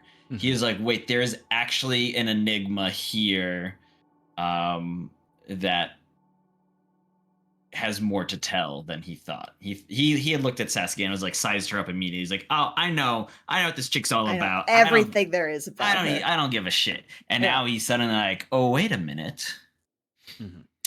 So can I make some kind of check to see if I can look at the subtleties of what I've seen So you of could her do too? an insight check. Dope. See if I look older than 25. 20. You are honed in on reading people. It is everything you've trained yourself to do alongside being as quiet as possible to do, basically so you could do whatever you want. And that is the arsenal of Jacquet Touchard. Saskia is no way in hell 45. If anything, Saskia is younger than she says. She looks like someone in her early 20s. Not just from maturity and behavior, but that also could have been, a result of her new life. But no, there's no way this woman is in her 40s. Unless there's some magic keeping her young looking. If she is aged naturally, she is not in her 40s. This is starting to sound like a Brandon Sanderson character. Nobody knows. I've read no Brandon Sanderson, surprisingly. Somebody in the audience, back me up on this. You know who I'm talking about.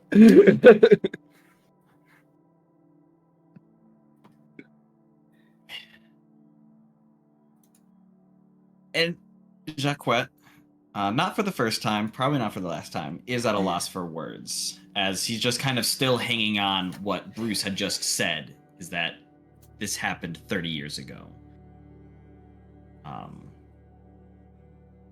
So if this was 30 years ago, there's no way I could have been there. Unless you're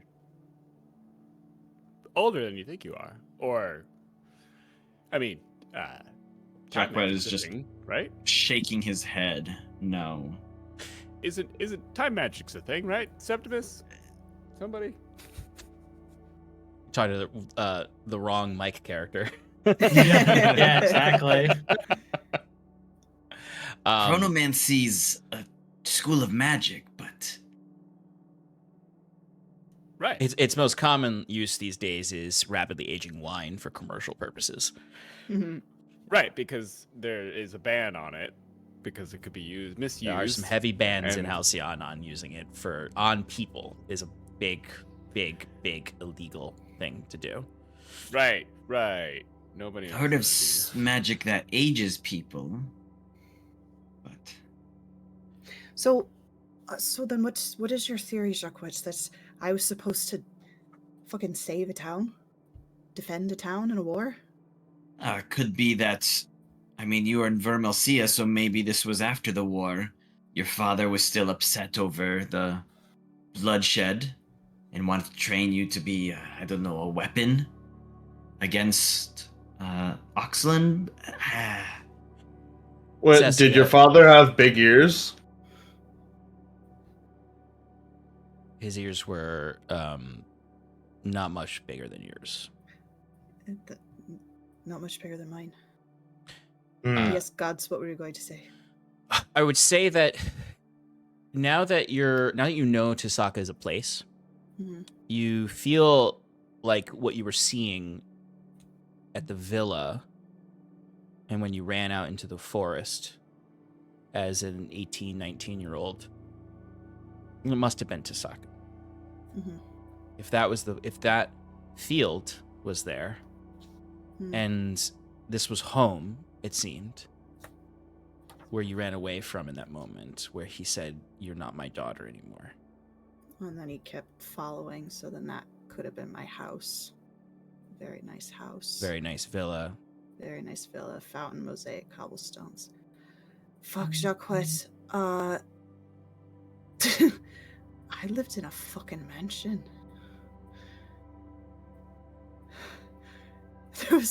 There's a fountain in the courtyard. The cobblestones were colorful. It was huge. I was fucking rich. I was rich. Are you sure? Did you have a room? I didn't see inside the... Maybe you were a maid. No, it didn't feel that way. you're being sent to a maid school, actually. Yeah. Uh-huh. And that's what your duty to Just your learning community was. prestidigitation Yep. to clean up after Perfecting the the art masters. of prestidigitation. A note that the father figure said was you owe something to your community. You have a duty to your community. Our family's been doing it for generations. Sounds like a maid to me. Your family were the servants to the rich people. So then I'll say as that comes back. Mhm. I'd suddenly remember another detail. Okay, so was there a governor or a mayor or a high political figure in Tasaka? A ruling family? I mean, by the time I was around, I assume that after the war I was left devastated. Yeah. No one ruled that land. It went from the breadbasket to the dirt. Just dirt. And a new grimness comes over the memory of her running across a massive field. Well, if you ever get a chance to come to Halcyon, you can meet Grammy, and she's been there. Yeah. They take school children to the battlefields of Tasaka so that we can truly appreciate what modern warfare looks like when you mix metal and magic, like iron and mana.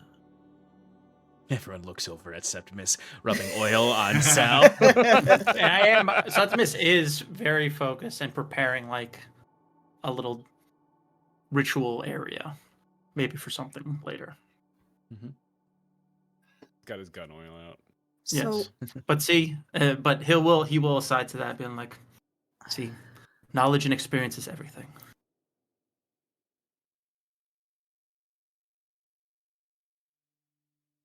So I must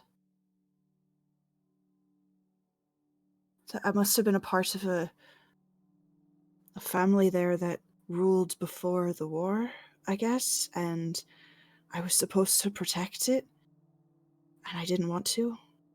So, and then this this horrible thought strikes you as you're piecing things together. Is it not there anymore because I left? Sorry, I don't mean to laugh at that, Saskia. Unless you are the most prolific mage this world has ever seen, I don't think any one person could stop the horrors that the Quintarchy military rained down. They literally had flying castles shooting fire down. But that's what I was. Maybe that's what I was supposed to be training to stop. And because I didn't. Yes, but one person in a war rarely makes the difference. Now, there is another situation here that we might want to consider. Just thinking out loud here, but Mother Vine is a treacherous bitch, and these could all be false memories. She could have planted all of this to confuse and confound you. Unlikely, but I wouldn't something to rule think it out. about. I mean, deities they're all kind of... To call her a deity, I think, is a little strong, She's a natural spirit that definitely has strength, but no god.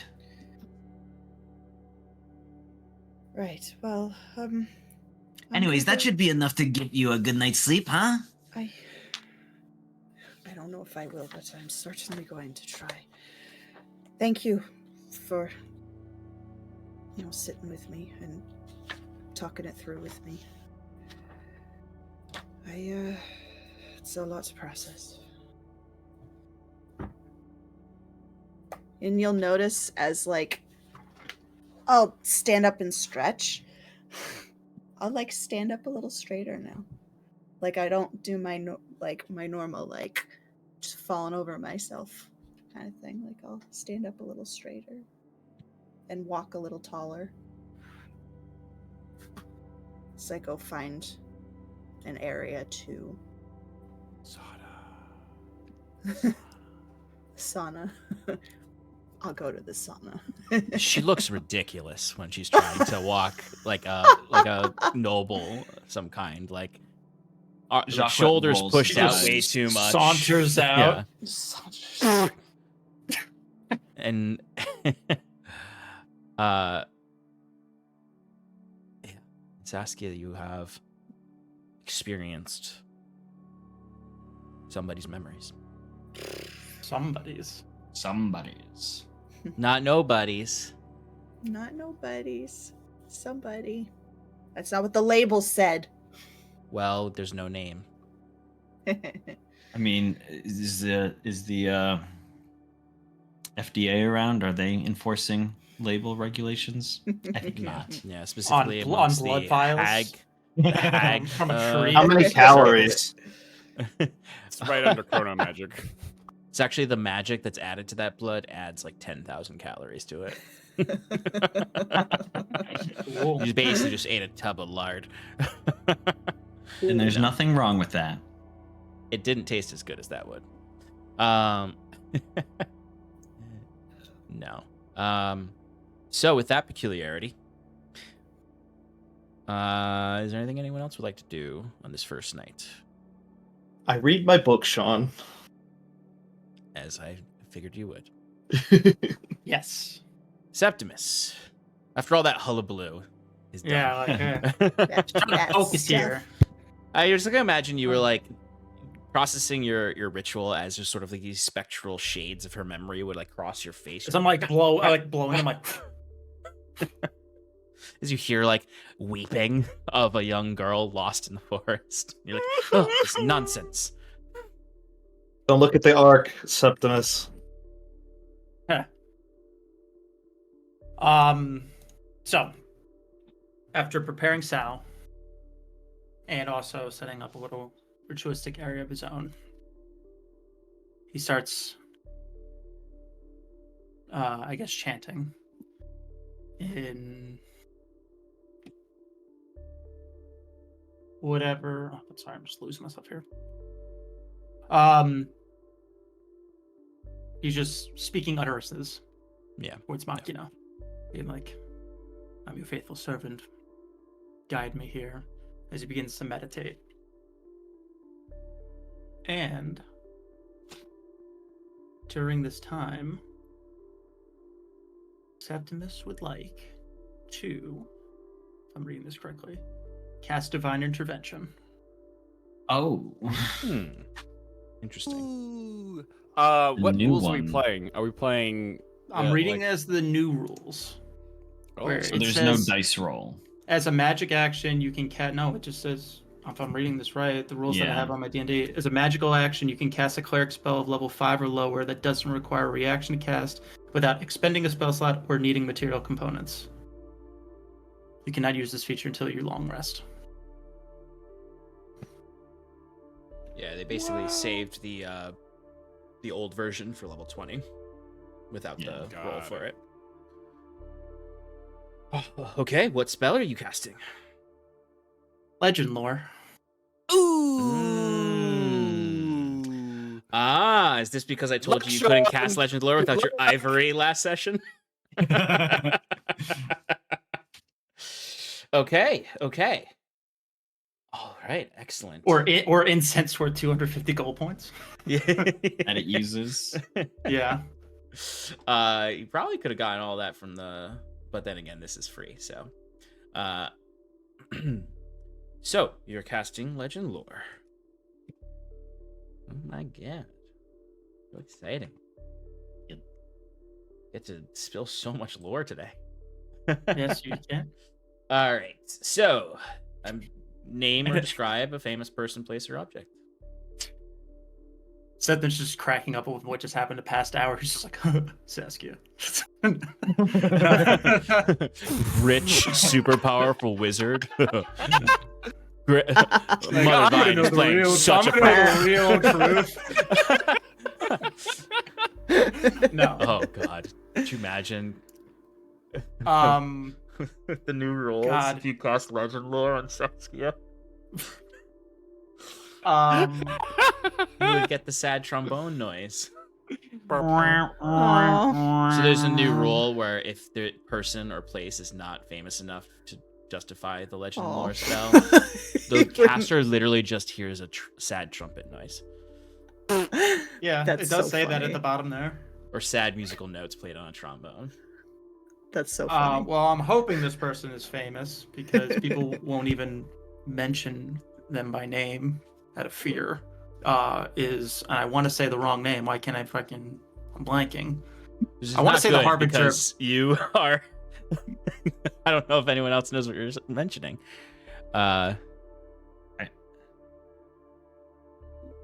What's that being? Describe the figure.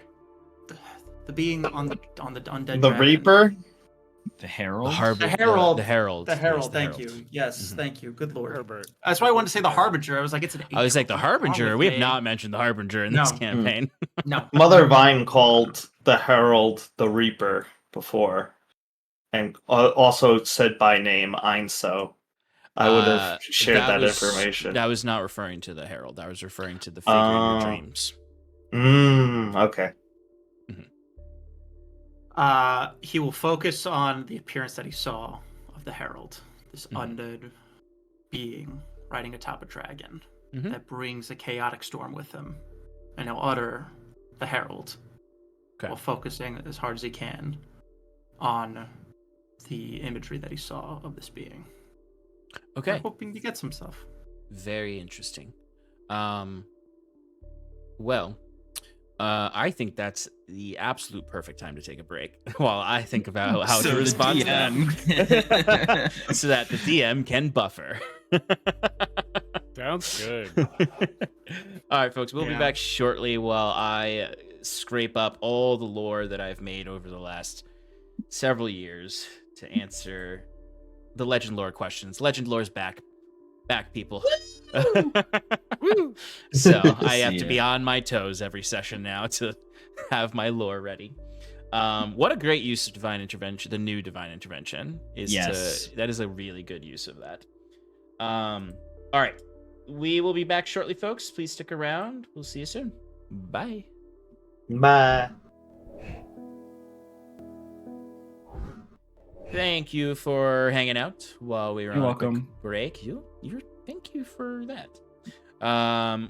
We just came back. The Iron and Mana learned a little bit about Saskia's past, as Saskia witnessed what are said to be rooted memories in her imprint on the world, my Mother Vine. Although there's some suspicious Some sussy. opinions about these memories. But as she shared them with the group, those with knowledge of Gwenfleer recognized some of the places she mentioned. Jacquette particularly brought up that the town that the dreams seemed to point towards her being from, or at least her family lived there at the time of her pact, was absolutely utterly destroyed 30 years ago, which doesn't match up with Saskia's age, being in her early 20s. So something weird is happening there. What that is a mystery. Saskia has immediately done what she always does and decided that it is her fault that this town was destroyed, because she clearly, based on her starting to attend a wizard school and then dropping out, that she was going to be the savior of this town if she had completed her studies. Obviously.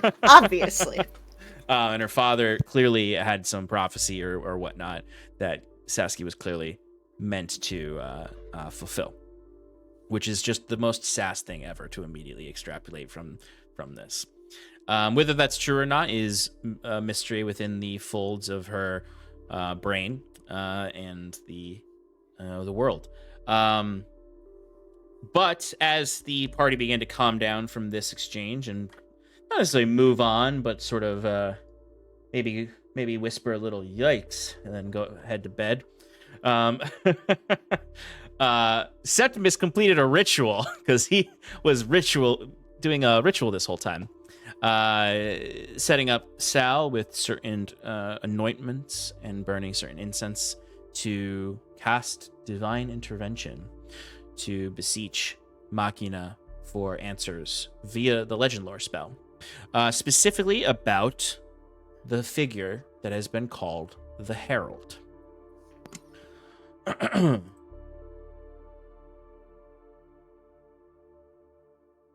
So,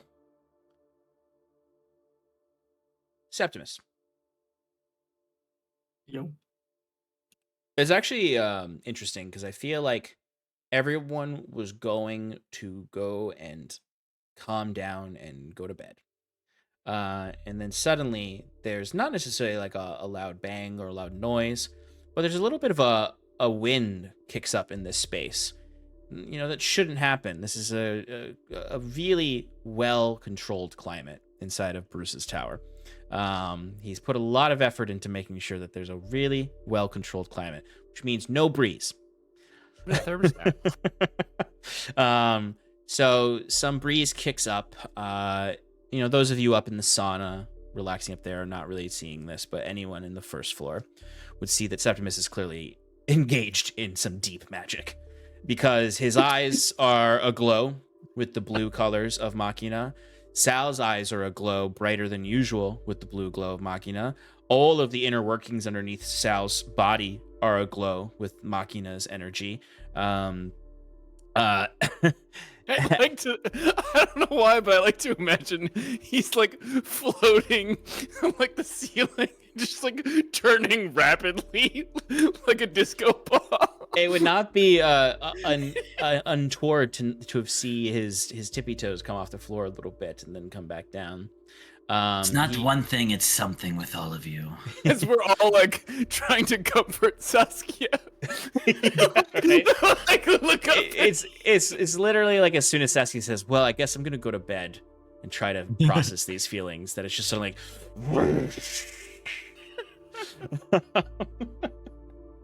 Not yet. As everyone, regardless of how much you care to stop and see this, does notice this happened to Septimus. He just wants to be a lighthouse. Machina. That's my mechanical purpose, is to be a beacon of light. Beacon of hope. Mm-hmm. Fourth level spell. I have it. I've yet to use it though. Ooh, it's a good one. So, Septimus. This is one of the first spells you've cast that is... That works. This is one of your first... Yeah, actually, Septimus, I think you need to roll to hit for this. Sure, why not? If I get a 1, it fails. I'll take it. Don't do this to yourself. I'm joking. Okay. What'd you get? Okay. 17. Okay, Wow. okay. All right, wasted Burned that your on only him. good. Yeah. This is important, so I Yes, won't consider yes. that burned. Septimus. What I was starting to say, as I reach for my glasses that are not on my face, is that this is one of your first spells that is like Powerful. directly calling on The wisdom of Machina. the wisdom of Machina. Everything else has been less direct. Probably the close second to this is when you called for Machina to infuse the lighthouse, but even then you sacrificed your spell focus at the time for that. Here you are trying to tap into a well of knowledge that is a mystery to you. It actually, as you're experiencing this, you start to feel a slight like burning sensation at all the points of your implants. At your arm, at your chest, where that almost weirdly organic metal grew over when you did engage with the lighthouse. And it makes you think about probably the only other time that you've tapped into the esoteric or otherworldly or even eldritch, one could say, knowledge of Machina. was back in the time-dilated chamber in Sigel's library, where you almost destroyed the whole place. It's debatable.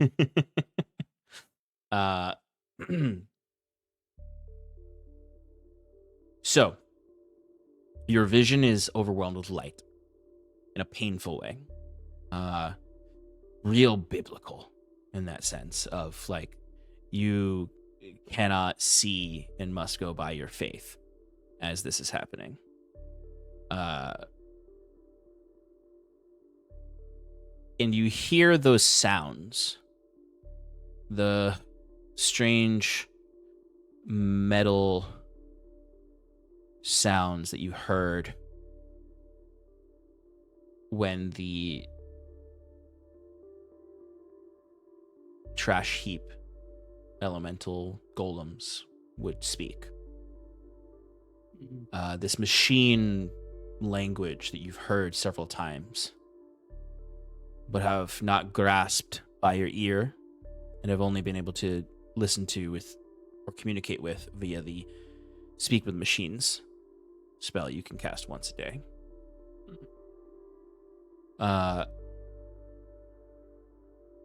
You are channeling a lot of magic. The room in the tower is heating up. Like Septimus is a combustible engine right now, giving off a lot of exhaust.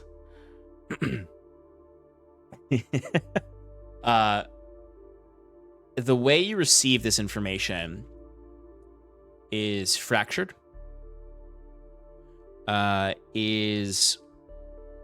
Feels probing. It feels like you are Machina. You've never felt more infused with Machina.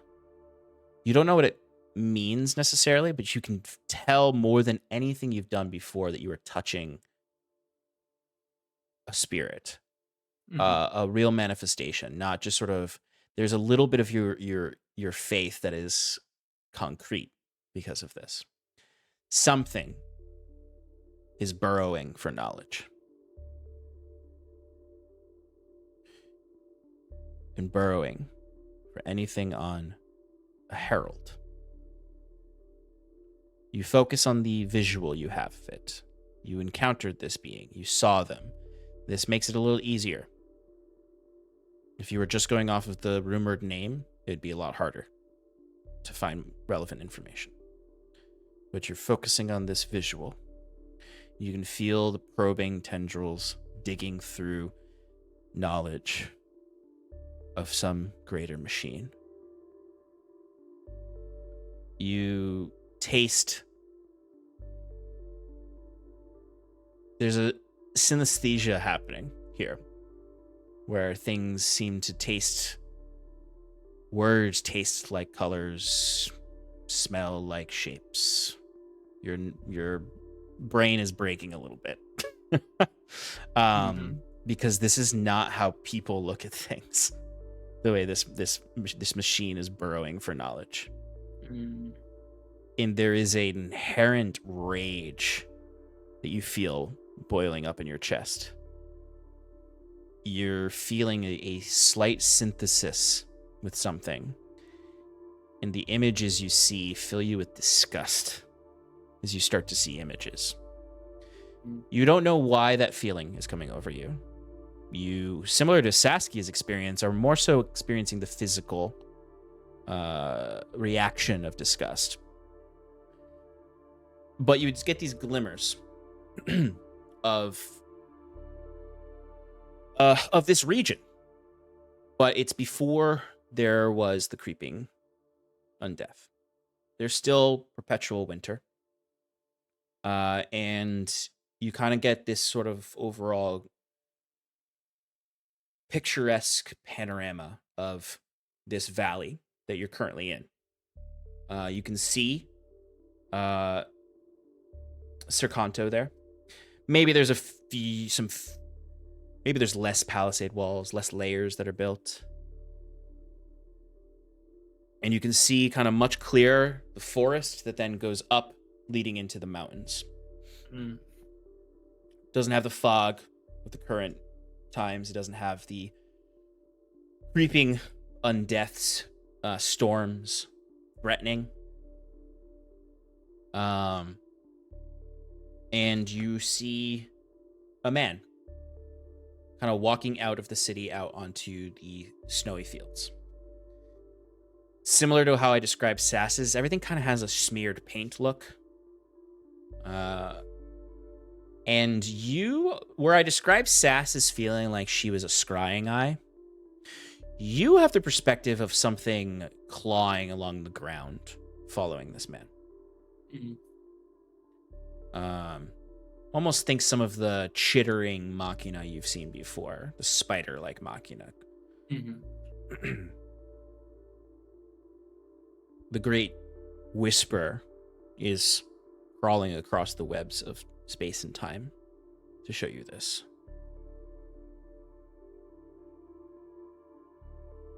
The man is looking out to this forest, where you see, wandering from the forest, is a zombie, an undead man, just wandering out. They almost are staring at each other from a distance, like a duel at high noon.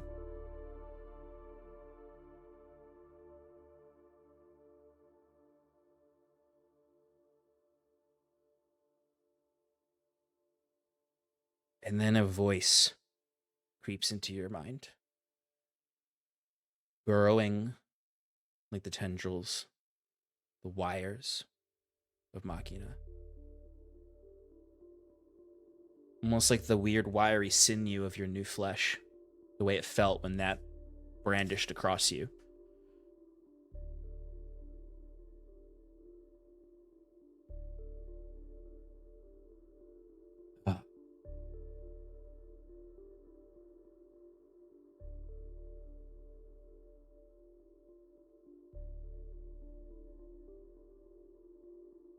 He was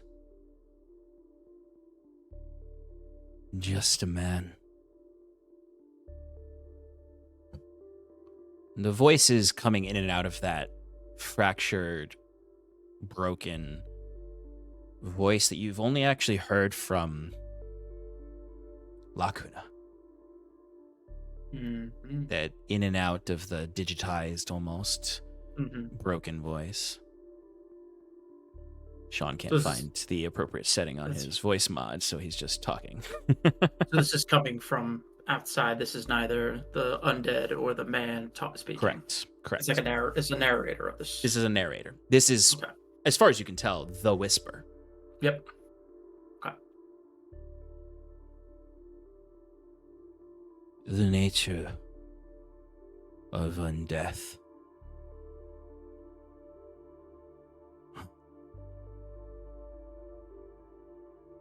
Is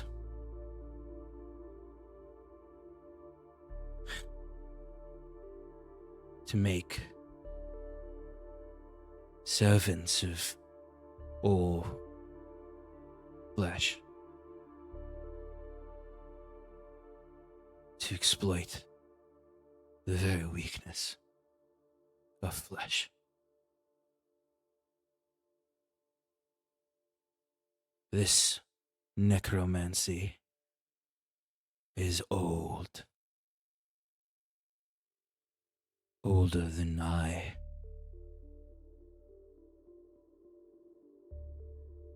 A slave master. This man you see before you spent every last waking second of his miserable, disgusting life fighting uselessly against it, just to become a wretch, a slave to that undead, unable to overcome the weakness This pathetic man is this Herald.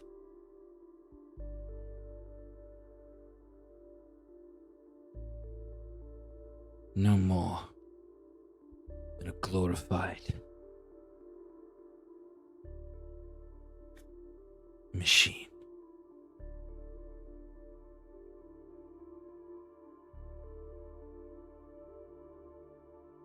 A mockery.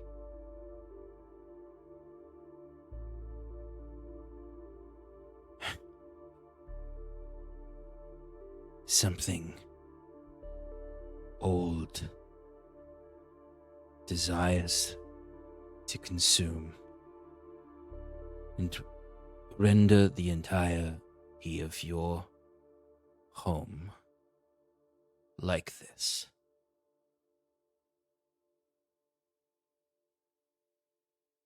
There are many magics that fight this. But this flesh is always weak to this hungering undeath. And you see the visuals all kind of distort. And like really, like, you see colors reversing, you see things going negative, photo negative, as it just all burns away, and almost like a chemical image, like watching a little photograph burn away, as you could just see this dark, endless night.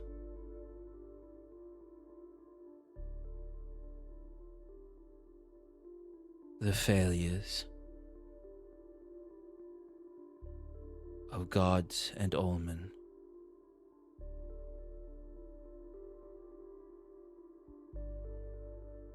Bartering and trading deals with devils, aberrations, and men.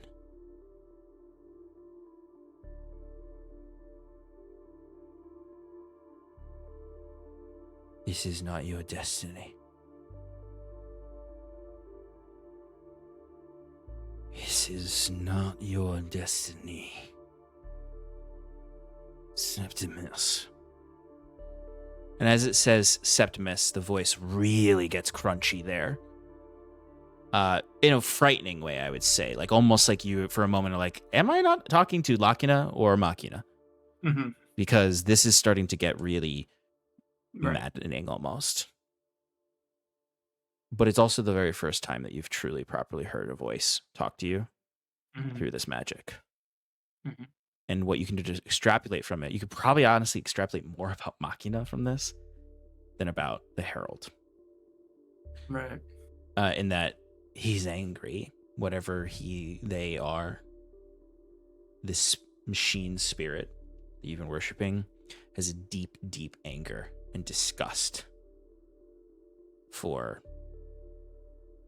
essentially the human will to live, in some sense. That's maybe not the best way to put it, but like he really demonstrated this disgust for the failures of this man who became the Herald, because he could not overcome his own weaknesses.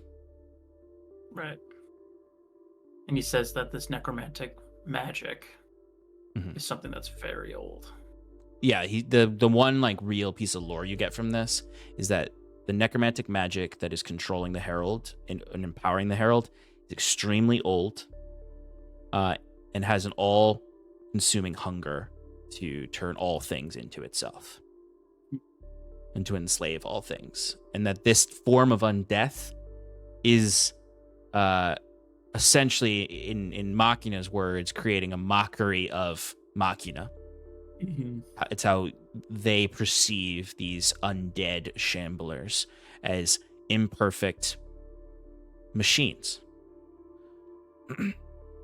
Right. Essentially just flesh vessels. Yep, and he basically said, while there are many magics that can destroy and heal these things, he's basically, or they're basically boasting that they're the only path towards completely overcoming undeath. Being like, it's all pointless in the end. Because you'll always lose to this type of rot. Right. So long as you bear that.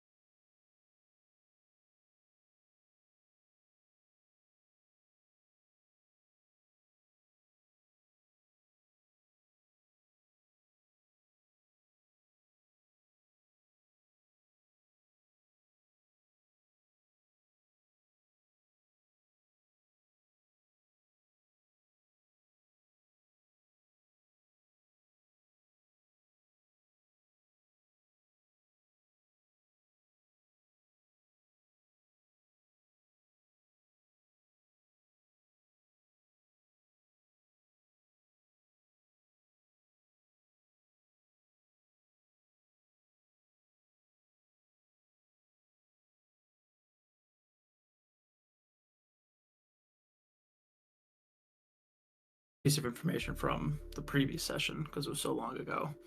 Yeah. The information that we received that this magic is coming from a dead god. Mm-hmm. Where was that? That was from the Mother Vine. That was from Mother Vine. And what can you recall exactly what she said? She would not clarify because Jacquette would not let her bind to him in any way. So But just essentially that line of inquiry literally did end with her just saying it was a dead god. Okay. She would have given him That's a fine. ton more information if he did the thing that you're not supposed to do with Fae. Well, yeah, of course. That's fine. Who knows about the veracity of any of it, but Mm-hmm. Okay. including all those memories from that blood juice. So, hearing that, I imagine the voice trickles off. The images start to blur. And as the light dims from my eyes, I pop back into the Bruce's cool-ass hut. Yeah. And you would notice that the blue lights fade down to regular around Sal and yourself, with little vague traces of red light that are almost like geographical. Like Red just light very on- simple, like as the blue light is shining and goes down, there's almost these after effects of lines of red. Interesting.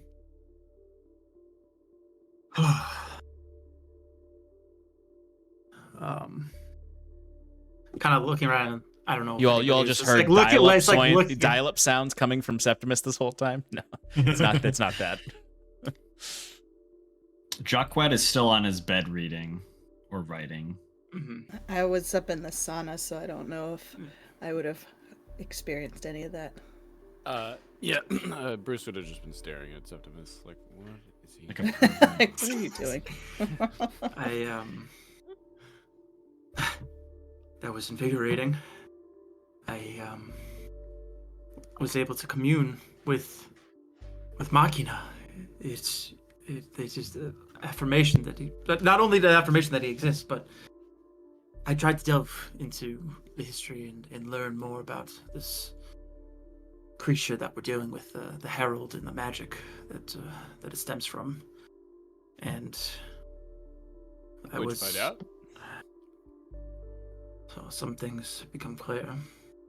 All I know is that it was once a man who lived in this region, who was fighting off this undead magic.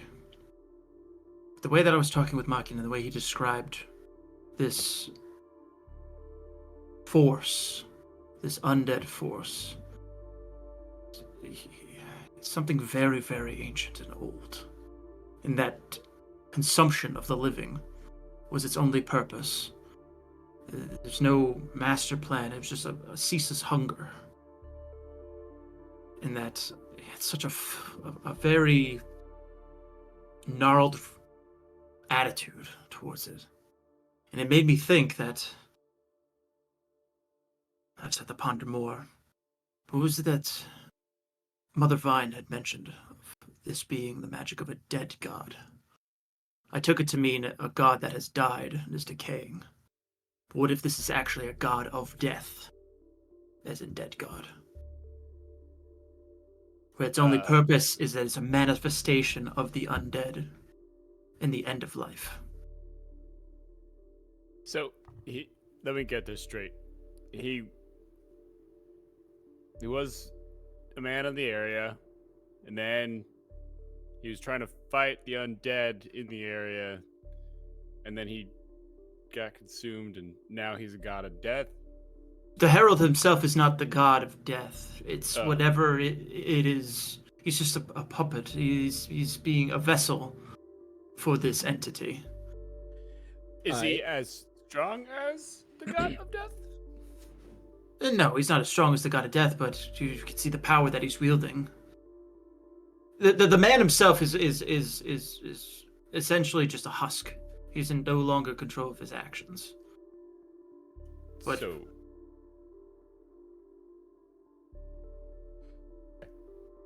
I mean, it makes you think about the Lich, and the way that he was clearly, from what you've learned, a man of the astrology tower, working voraciously to fix the problem.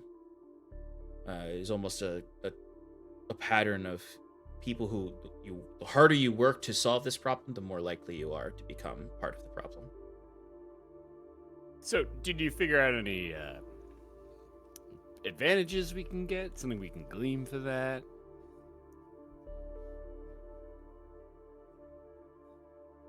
Like, he's got a soft spot on his right kidney. no, unfortunately, but You guessed it. it seems that his power is only tied to that which lives.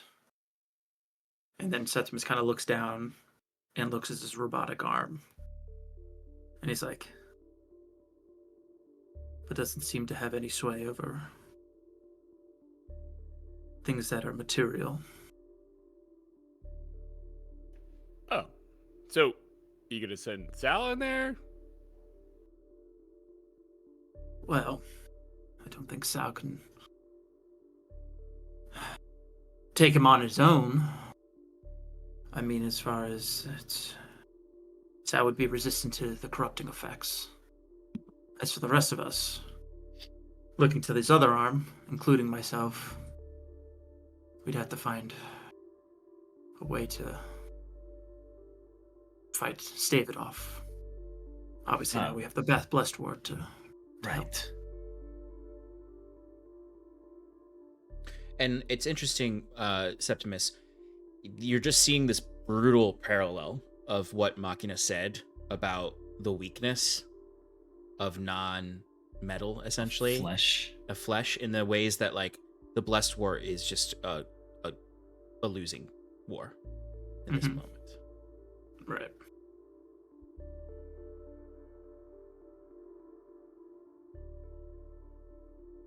But just gives me some things to ponder on for the night. We did also ask, this is not the big result now. We asked how? No. I'm so Baron? bad. Is it Baron? Baron, or was it Ooh, Thalwyn? The guy we told to go study for us at the academy. Lucas. Lucas. Mm-hmm. He's doing that currently, right? He's did tell him researching to- dead gods. Yeah, Researching dead gods. undeath, That's what it was. research dead gods, and other things he can learn about how those are related to the North. Okay. Then He said he was going to specifically look for more writings from the Ezra to see if he could find more about his time in the region. Seth was kind of sitting back and just kind of like stroking his non-existent beard because he can't grow one. It's like, Yeah, Septimus used to think like, oh yeah, Saskia and I are real young, and then we find out Saskia is 180 years old. I'd made that number up, obviously. All right, so eventful evening. I think you guys probably deserve some rest. Yes, please. cool. Then right after, I'm going to cast Divine Invitation again. Oh my Maybe. God. Unless I decide to interrupt it. Kidding. You can. What am I gonna do? What are you gonna do? I'm not gonna do anything. Okay. Think about it.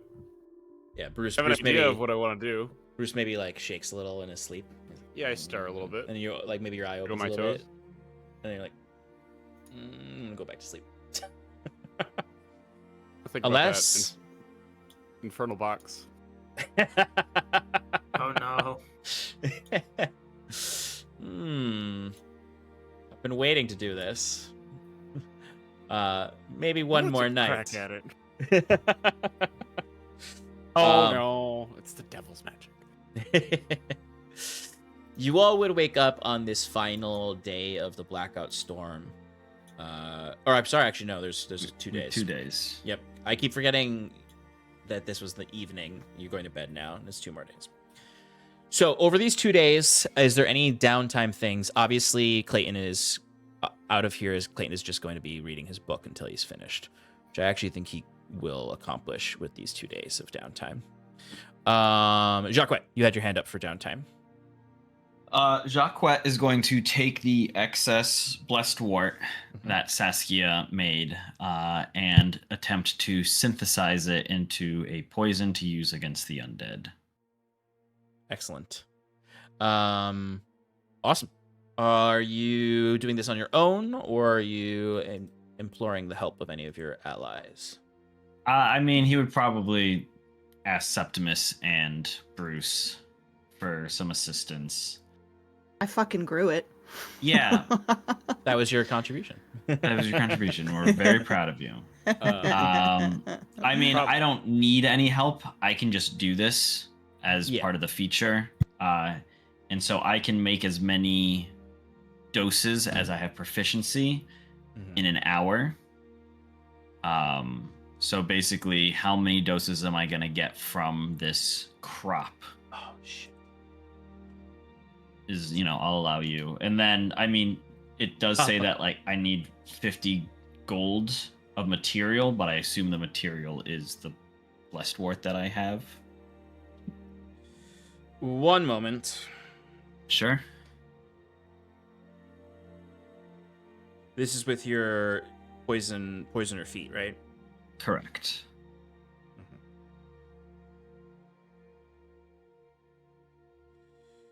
What? Nope, that's not what I want. Sorry, I just need to double check something. Not close. And there we go. Features.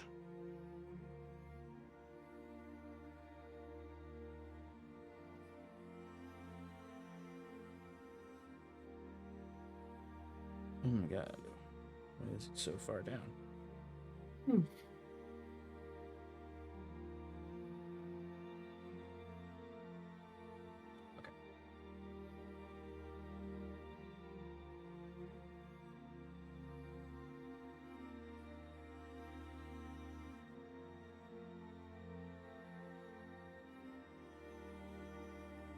So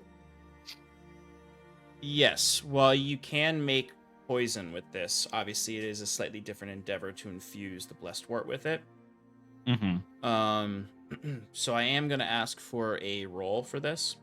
Okay. But upon a successful batch, you now have the recipe, and you don't need to do any rolls. You don't need to continuously do the roll. Every single time you make it, you just need to basically perfect the recipe with it. So what I would ask for is a poisoner's kit check, which you are proficient in poisoner's kits based on this. Skill wise, I would say that this does veer into the territory of like wisdom and intelligence. I would allow you to choose between those two for which one you would want. So either wisdom or intelligence with your proficiency bonus. Do you have expertise with poisoner's kits? No. Okay. All right. So day one of downtime, tinkering away with your poisoner's kit, mixing things up, manipulating the blessed wort that you have to best mingle with it, doing a little mortar and pestle action, doing a little experimenting with different solutions that you got there. So go ahead and give me that poisoner's check. So if I solicit, we'll just say the help of Bruce on this, could I, instead of getting advantage, could I use his intelligence modifier with my proficiency? I would allow you to do this because technically, and we'll say flavor-wise, you're leading this, but Bruce could just do that too. He could because he's an artificer in there. Yes, a little OP when it comes to these things. We'll say that he's giving you. There's like a weird synthesis of your abilities here, where I will allow you to roll using his intelligence for this. Cool. Thank you.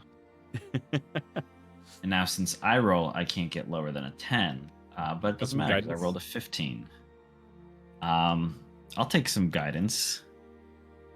Why not? Septimus is still recovering from his divine intervention. That's a 25. 25. Excellent. 25 is more than you needed. It was a high DC, but that was higher.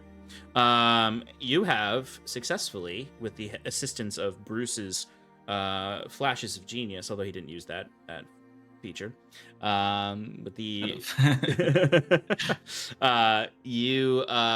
the two of you, I imagine Jacquette will be taking a lot of credit for this, but the two of you, of course, are able to combine your Jacquette's poison knowledge with the inquisitive and deconstructing mind of Bruce to create a solution that works with the ground up blessed wort that doesn't, there's maybe a few failed experiments that are not like failures, but where you learned from the failures, where it's like, okay, too much of this will mute all of the effects of the blessed wort. We need something that can be turned into a poison, but will also have the effects of the blessed wort. And you're able to successfully create the recipe for blessed wort poison, essentially, that will have an effect on entities that are particularly weak to blessed wort, but we'll also have just like a general radiant effect to the poison. Mm-hmm. So what that means is that if you use this on a regular person, they would experience the radiant damage of it in place of the poison damage. Right. Okay. And whatever other features are included in the poison creation on undead that are susceptible to it, it will also give them the dazed effect. Ding. All right. And then the final question is, how many doses can I get? I can make 4 doses in an hour with 50 gold worth of material. So I guess really is how much gold worth of blessed wart did Saskia create for you? Yes. with the knowledge that it is not pure blessed wart, and so that might affect how much I get out of it. Yes. There is a little bit of dilution to its capacity, so you probably have to use a little bit more blessed wart than you would have if it was pure blessed wart. There also might be like a really tiny percentile chance something else happens when you use this. That is from the infusion of this blessed wart. And when I say tiny, I mean like a very small chance. But I would say that the blessed wart that was cultivated by Saskia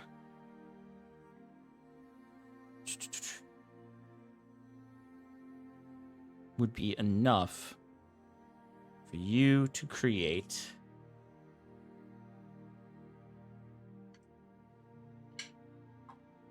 Knowledge. Remember, it's 1 dose per thing, or 1 use per thing. So it's like, I guess what I meant to say is how many doses, yeah, exactly. How many, okay.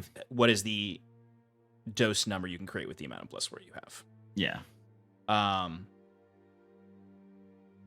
Without, and then any additional silver cost that might come from that. It's not going to be, you have the primary ingredient, and then there's also like, because when I hear the poisoner's kit being like, you need 50 gold worth of materials, I imagine it's all of the different reagents that go into it, and like just generally like stocking your kit as you're using it. So it's not just sort of the one reagent, but you've got the big one. So in my mind, that eats away at the cost significantly. So you have enough blessed wart to do 12 doses. Okay. And you only need to spend 15 silver on each one, as opposed to the 50. Okay.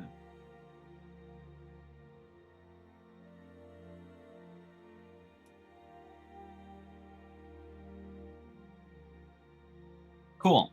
So afterwards, Jacques with Bruce is like, Okay, finally, I think I might be more helpful in combat moving forward against these damned undead.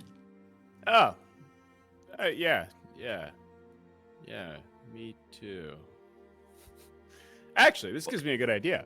What if I put this in a bomb?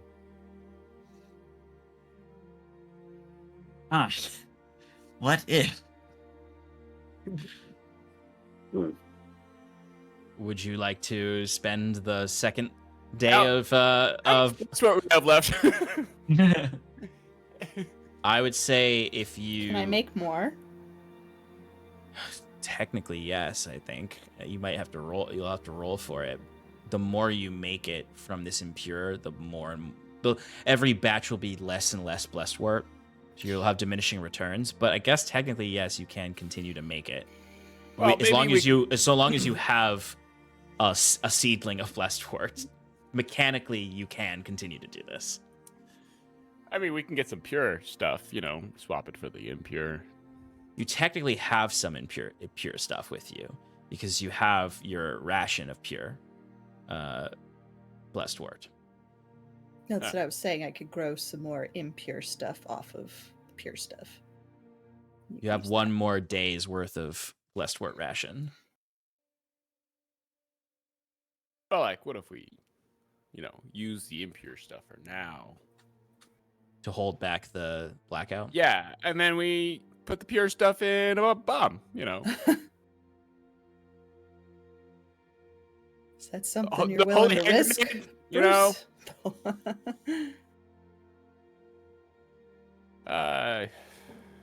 I mean, I already have Bruce just like takes out this like massive bomb that he already has. I can imagine when modify Bruce this takes one. these bombs out, like there's one world where I imagine there's these complex like contraptions, and another world where they're just Legend of Zelda bombs. Honks. Yep, they're just honks of. He's like, yeah, well, I have to really wrap this one. Jeez. Especially after the last time I used it. Yeah, I could try to. I have to dismantle my other bomb to. Bruce just takes out another one. Well, wait, do we really want to use the last of the ration blessed wort for this? No, we don't. Like, Let's like I said, we want to use reevaluate in the morning after the blackout has passed. We can see if maybe we can trade with the hags and get something there. Agreed. All right. Bruce needs like, he's like cradling around the bomb, trying to like put it back in the bag of Where do holding. you even? How does that fit? Shit don't fit, make it fit. What? Koboco slogan. It's one of these days, Bruce, you're gonna wake up and you're gonna smell smoke, and there's just gonna be this black smoke coming out of your bag of holding because all your bombs have gone off inside it. Yeah. You see, Bruce learned about controlled demolitions, but not a lot about storing explosives. No, he missed that lesson. This is when I give you that part of the guys like a flame tongue sword that someone accidentally puts away with the flame still on into your bag. Oh, but okay. So, is there anything anyone else would like to do on this first day of downtime, or do we want to go into the next day, see where we are with the blizzard, and then you can decide whether or not you want to go talk to the hags about trading. Okay. Quickly, we're spending a whole another day, and then we're gonna have another long rest. Basically, yeah. You could just tell me if this works for sure. No, I'm not Okay. doing another divine intervention. You can just tell me if this works or not. I don't think it go, will. Go but right back to campaign 1, dealing with Curon, pestering Ilumania. if we're just chilling for the day, I want to make sure that this definitely doesn't work. If Septimus will cast creation and attempt to create blessed wort, Interesting. would it give off its magical properties? Because it's up to you. Although I don't think personally it would, but I'm just curious of what your thoughts were. Oh yeah, no, absolutely not. Sorry, that may have sounded mean, but in my mind, it's like the very first sentence of the spell. You pull wisps of shadow material from the Shadowfell to create an object within range. Let me finish reading it before I say absolutely not. You've seen spell duration depends on the object's material shown.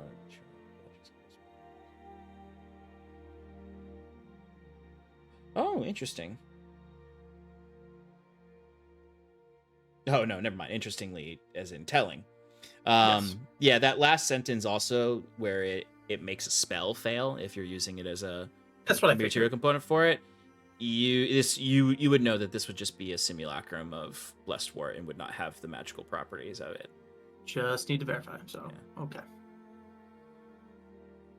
Clever, but unfortunately, as the spell is written, it negates the utility. Absolutely not. Yes, in short, absolutely not. You cannot make. Basically, I imagine in my head that it would just create like almost like this spell It is just how creates the- how the mage is fucked up in in Stormbreaker Landing. Yeah. They put way too much focus into it, and it was like, oh shit, yeah, we messed this up. But yeah, you're able to. I mean, I would even say like you're twisting the magic to see. You don't even finish the spell. You're just sort of testing it, and can see that this was not going to work the way you think it is. Okay. You tested the hypothesis as a scientist should. That's fine. Yes. But anything else folks would like to do on this last day of rest? As I just Fyrn is in his bed with his feet up, reading his novel, and he finally finishes it. You know So what Clayton- that means, Saskia. We're up bright and early tomorrow. Fuck. I'm already. I'm still trying to process everything. Hey, And I'm even faster now. Septimus, do you have any like protection from any demons or This reminds me of something that I have to ask you guys to do really quick. On this last day of this, can I just get wisdom saving throws from everyone? oh Of course. Dirty 20. 13. team? 12. Oh wow! Okay. I rolled for Clayton and rolled a 16 on the dice. He probably has like a -1 though to this.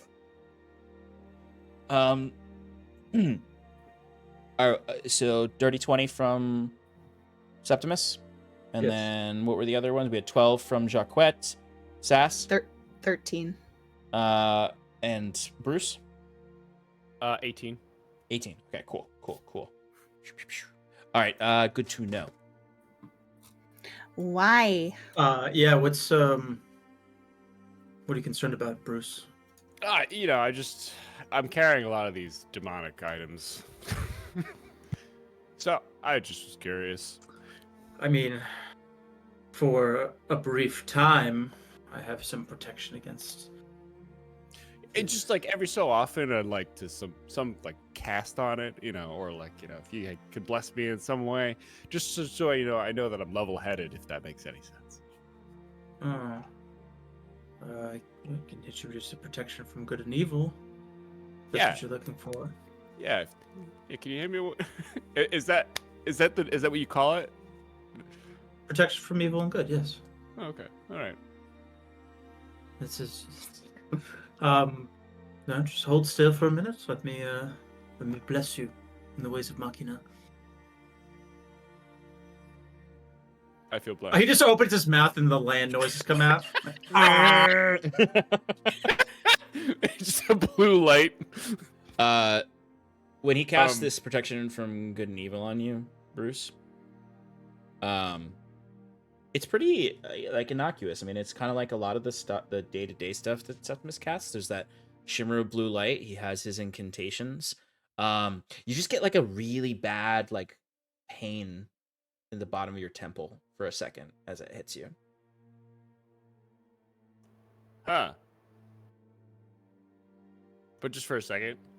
Yeah. Okay. That was weird.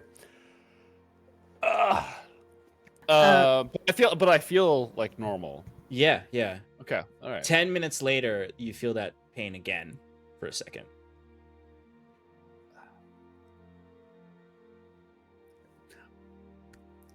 Bruce is gonna just go in his bag. Wait, Shannon, were you gonna do something? Yeah, I'm sorry, Shannon. You did. Oh, it's okay. You can finish. There was nothing else for me there. I was just saying that he okay. feels it once, and then 10 minutes later, we'll feel it again. Anything can happen between those things. Yeah. Got it. Okay. Sorry. No, it's But okay. I just really wanted to be like 10 minutes later when the spell is over, you feel it again.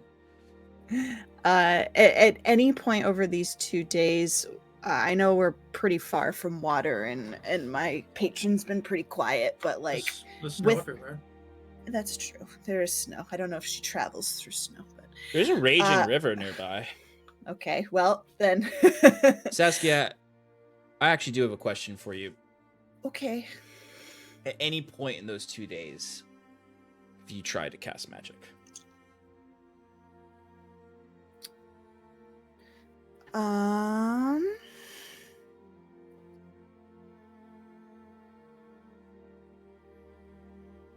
I mean, if I had gone out at any point instead of having to walk over the snow, maybe I would have levitated and had somebody pull me along like a balloon, so I didn't have to walk in the snow. Yeah. But I don't think you guys probably would have gone out during this time. No, So it's No. still maybe not. blizzarding, right? So Yeah. there's no Good to know. reason for me to have cast anything. Sorry, I interrupted you. No, that's okay. Since I have drank this and seen a part of my past that she has locked away, was there any sort of like, how dare you, or like, I think the reason you asked if I cast magic is because she took it away. I don't know. I don't know what you're talking about. Yeah. She's been very quiet. Okay.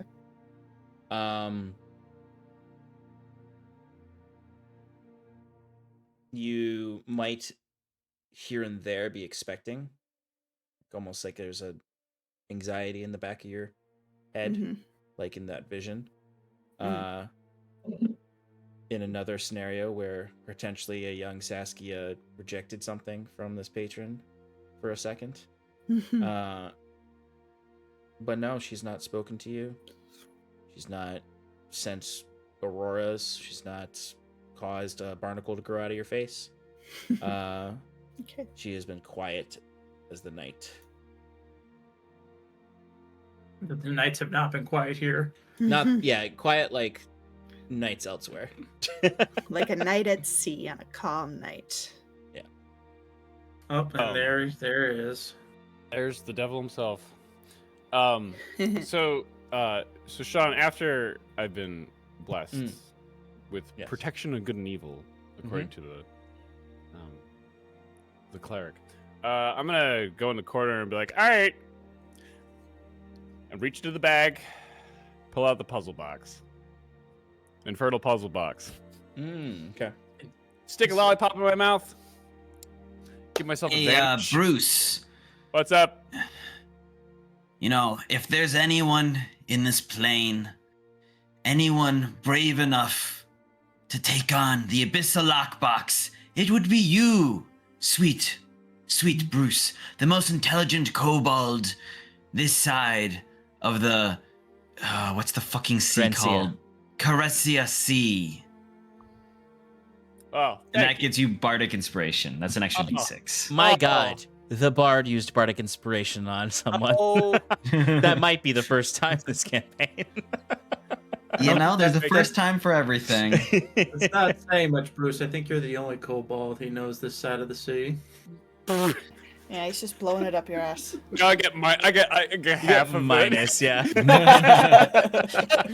accidentally sudden, cast. it What goes is the? Yeah. Getting unsettling words.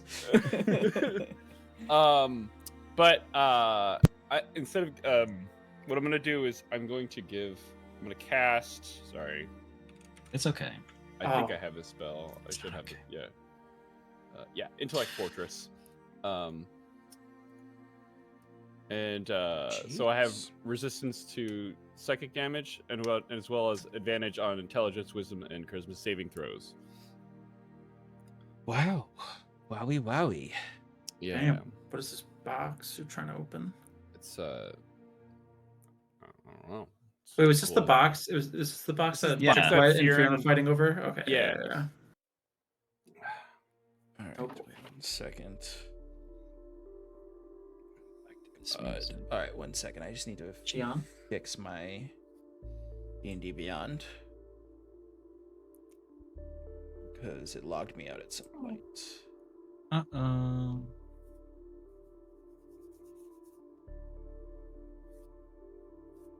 Ba, ba, ba, ba. Ba-ba-ba-ba. Oh no! What is the password? There it is. Wait, this is the music that plays for Bruce.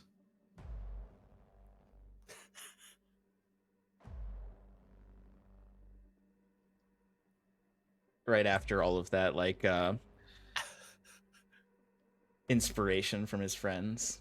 It's now him in the sauna. This is him. Yeah, the It's lockbox like, is on the defusing table. a bomb. Yeah, exactly.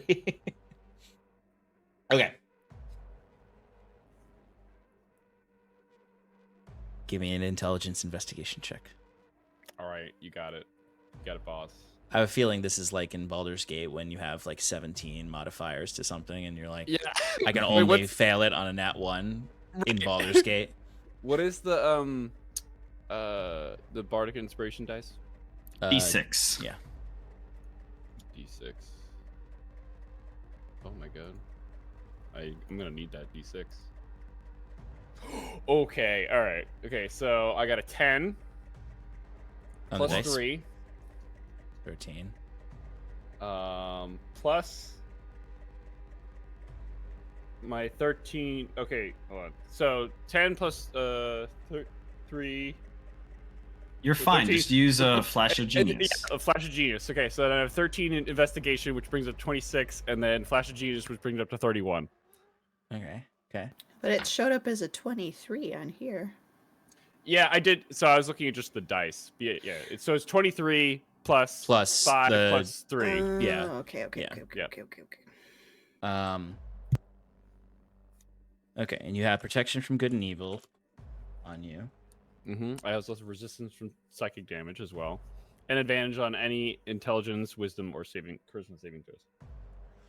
So, Bruce, while you're fucking around with this, is anyone watching or is everyone Yeah, I just gave him bardic inspiration, so I want to that's see right, if my yeah. investment pays off.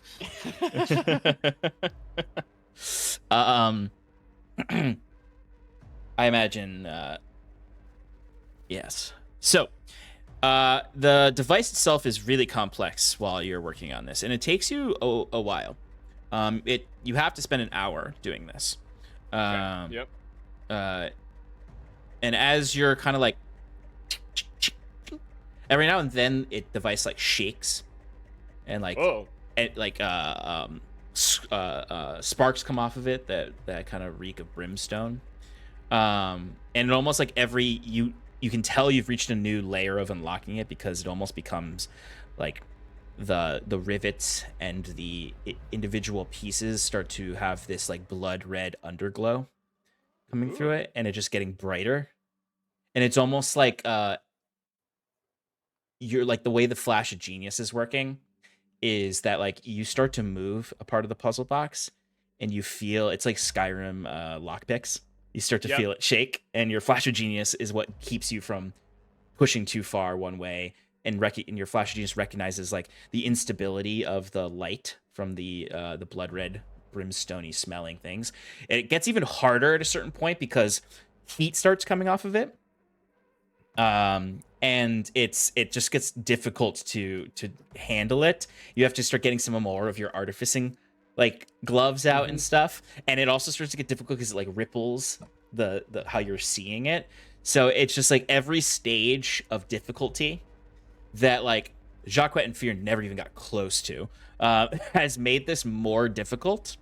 But because of your inspiration and your flash of genius, you're able to keep going until you reach the end where there's a moment where there's like 2 pieces left to unfurl, to the point that it's now kind of become this almost like open spider of like riveted metal curves that then finally and you kind of hold your breath.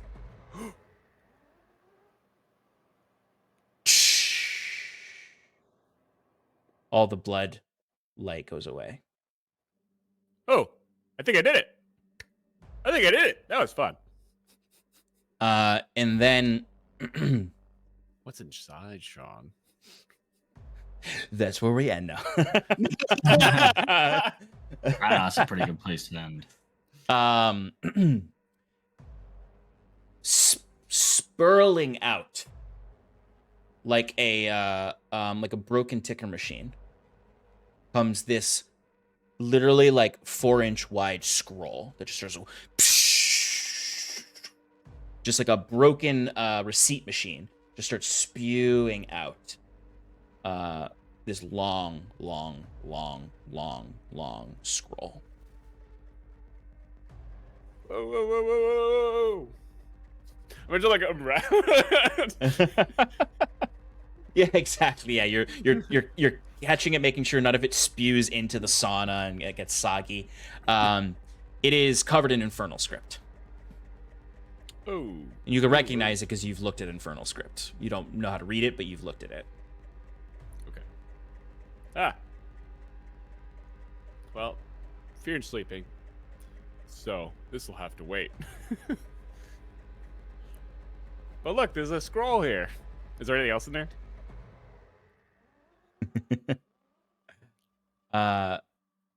The second layer of the puzzle unlocks. Dun, dun. Oh. This one has a DC of 60. No, there's not another item within it, but there is endless possibilities of what could be on this scroll. And all it's going to need is a few hours of translation. Okay. Actually, do I have a means of translation? No, I don't. Not yet. Do you know comprehend languages? Comprehend languages. I don't think I do, unfortunately. I really should have that spell. You really should. I don't. What level spell is that? Is that a 3rd level spell? That's not that high of a level. Well, I forgot Comprehend the language? year. I think it's 1. Yeah, it is really. It's like a bread and butters. Well, looks like I don't have bread or butter. Bard, sorcerer, warlock. At a level up, I can switch it out. Yeah, it's not worth it. I'll just wait for little Fyrn to wake up. Oh, Saskia could learn that too. Oh, Wow. wow. Hey, Seppy boy, can you read this? No. Alright, I thought I'd try. There is a tension that leaves the room, like sort of a background radiation of this thing that has just sort of been like present on some of your minds, not all of your minds.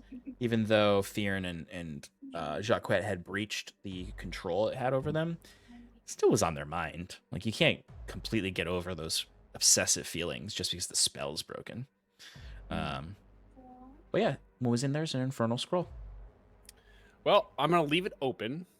I'm gonna put it back in the bag of holding that it was in, because it was in its own separate bag of holding. It's true. With the other infernal cursed shit. Yeah. The one that has the lead box. The lead box with the book and the other thing tracking. Wait. Oh, the card. Yeah. From Wait a minute. Wait. What? What's up? Maybe I can help. Can you read Infernal? Can you comprehend languages? I can't read Infernal, but if I can do this correctly, hold on. Hold on. He's gonna cast Divine Intervention.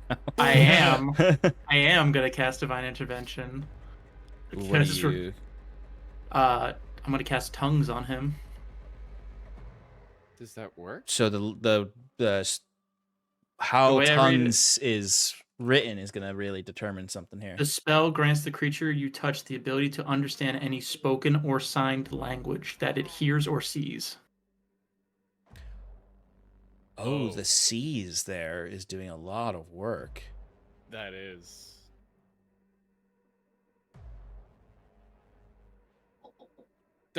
Do my eyes glow blue? Spell grants the creature you touch the Wait. ability to understand. No, any- it's seeing, or seeing sign I language. understand. Seeing sign language yeah. is how the spell. yeah. Because I was like, that seems not what they intended. No, Yeah. yeah. Given the name of the Close. spell, tongues. Yeah. Yes. Damn it. I'm actually surprised that clerics don't comprehend languages. Yeah.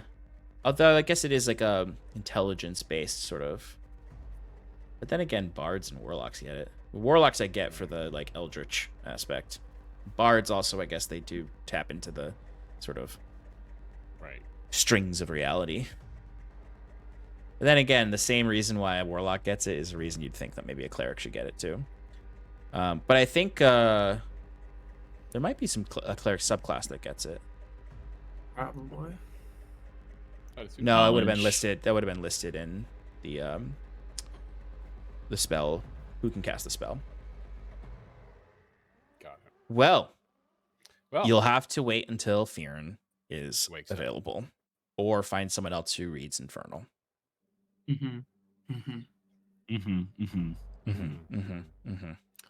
well, there's that then. But yeah, I'm gonna hold on to the box. Okay. So you roll up your Infernal scroll. Do you put that also? I imagine you also put that in the lead box. Yeah, carefully, very carefully. Yep. And then looking at Septimus. Hey, can you detect if there's any sort of like residual demonic bullshit on me? Sure. I mean, you Good. are playing with infernal magic, but sure. I'll detect evil and good. I don't want any of that tracking death dust on me. So you of course see residual fey magic on Saskia when you cast this. Sure.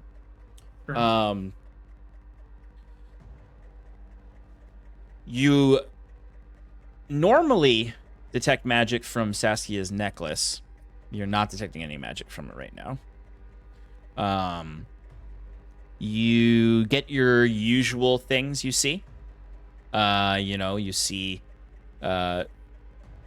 really that's kind of it. You see some of the elemental stuff that Fyrn has. You see, of course, trying to think if there's anything specific you would notice. But our good friend Bruce absolutely has some like fiendish magic on his hands, very akin to someone who just ate some ribs. In the way that he just spent he just spent an hour with this. You can see it dissipating though. You can see clearly like any infernal magic residual is not like a stain on Bruce. It is disappearing slowly. Okay. Within an hour, Yeah. he'll be free of all residual infernal magic. Yeah, you got some on your hands there, but it seems to be dissipating. Yeah, that's not gonna get it off. All right. Good. Just making sure. Don't wipe your face. Don't touch your face. Ah. Ah.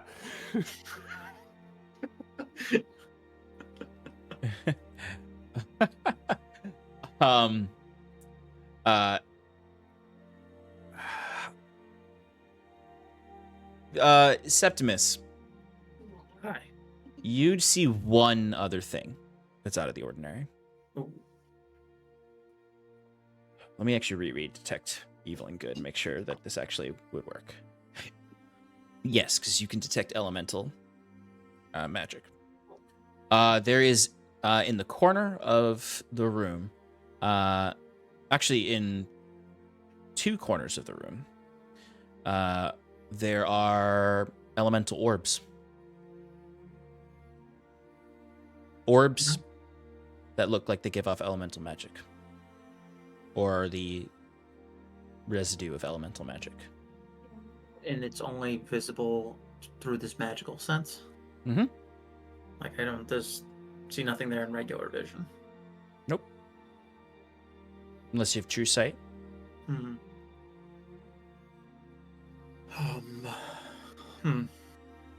Gotta discern what kind of The element. longer you have them on there, you can see that every time that Jacquette and Saskia move at all, they slightly follow them.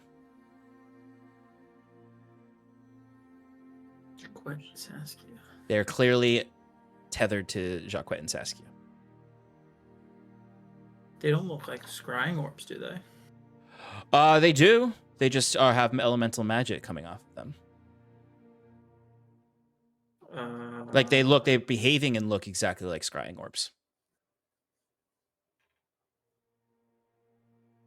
But they're not demonstrating.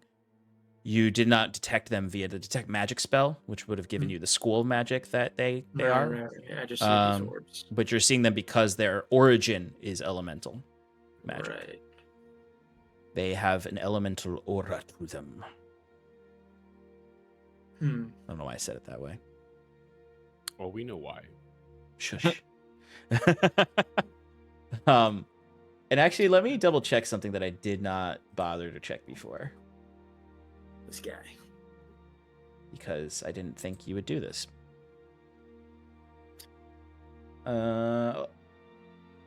Why is my shit not working?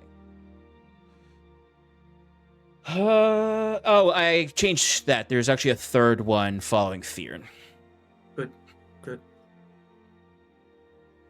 What the heck? What did you guys get into?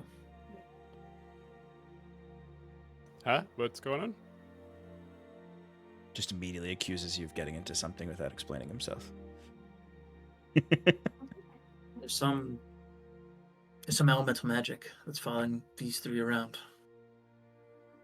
And wait, what? What? Septimus points to What happens you if I do cannot this? see. Nothing. It just remains there. It's magical in nature. It seems to be following you. Can you dispel it? Don't have it. Oh. Can I dispel it? I feel like you'd I have to might. see I can. I have to spell I don't have it either. I do. Here, let me try. it. Sas, why don't you? We can take care of it. You just said you don't have the spell. But Let me try. Do you not trust her? she's gonna be disappointed, I think. Saskia, do you try it? Yeah, I try it. You just make a weird noise and put your hands out like this.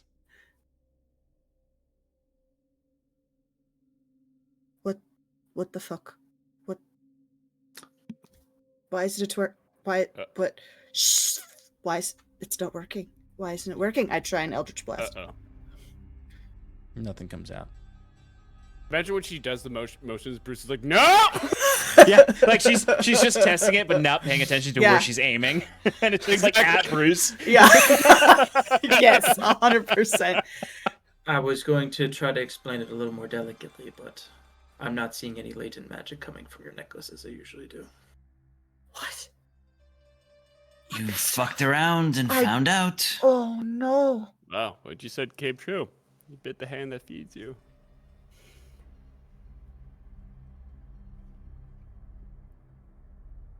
I'm just staring at everybody with this like look on my face of like, what the fuck do I do now? Wait, weren't you training to be a wizard? Just pick that up, right? Because your memories define you, right? So you're a wizard. I punch him. No, I don't punch him. Okay, I said you actually try to punch him I don't punch him. with your With my- non-stats now. My yeah, Your commoner stats. my cut literally. I hold the necklace. Yeah. Fuck. I can't even fucking talk to her because I need magic to do that. You know, if you're looking to make deals with some other random entity, I think Mother Vine will gladly take you up on that. I think I already did, and isn't fucking what's his face coming back anytime soon? Yeah, I'll just wait for him. Who? Fyrn? No, fucking Roland, whatever. We could summon him. You want to summon him? No, Why would we No. willingly do that? What do you No. mean? I I thought we agreed that we weren't taking any deals from him. Figure we could just What the fuck am I supposed to do? I am useless. I can't do anything. Useless. No, nothing. No. Ah! I know Fyrn isn't here, but I do imagine he gives you like the smallest weapon he has in his backpack. This is what your I can't training's even been for. I can't even summon my scimitar.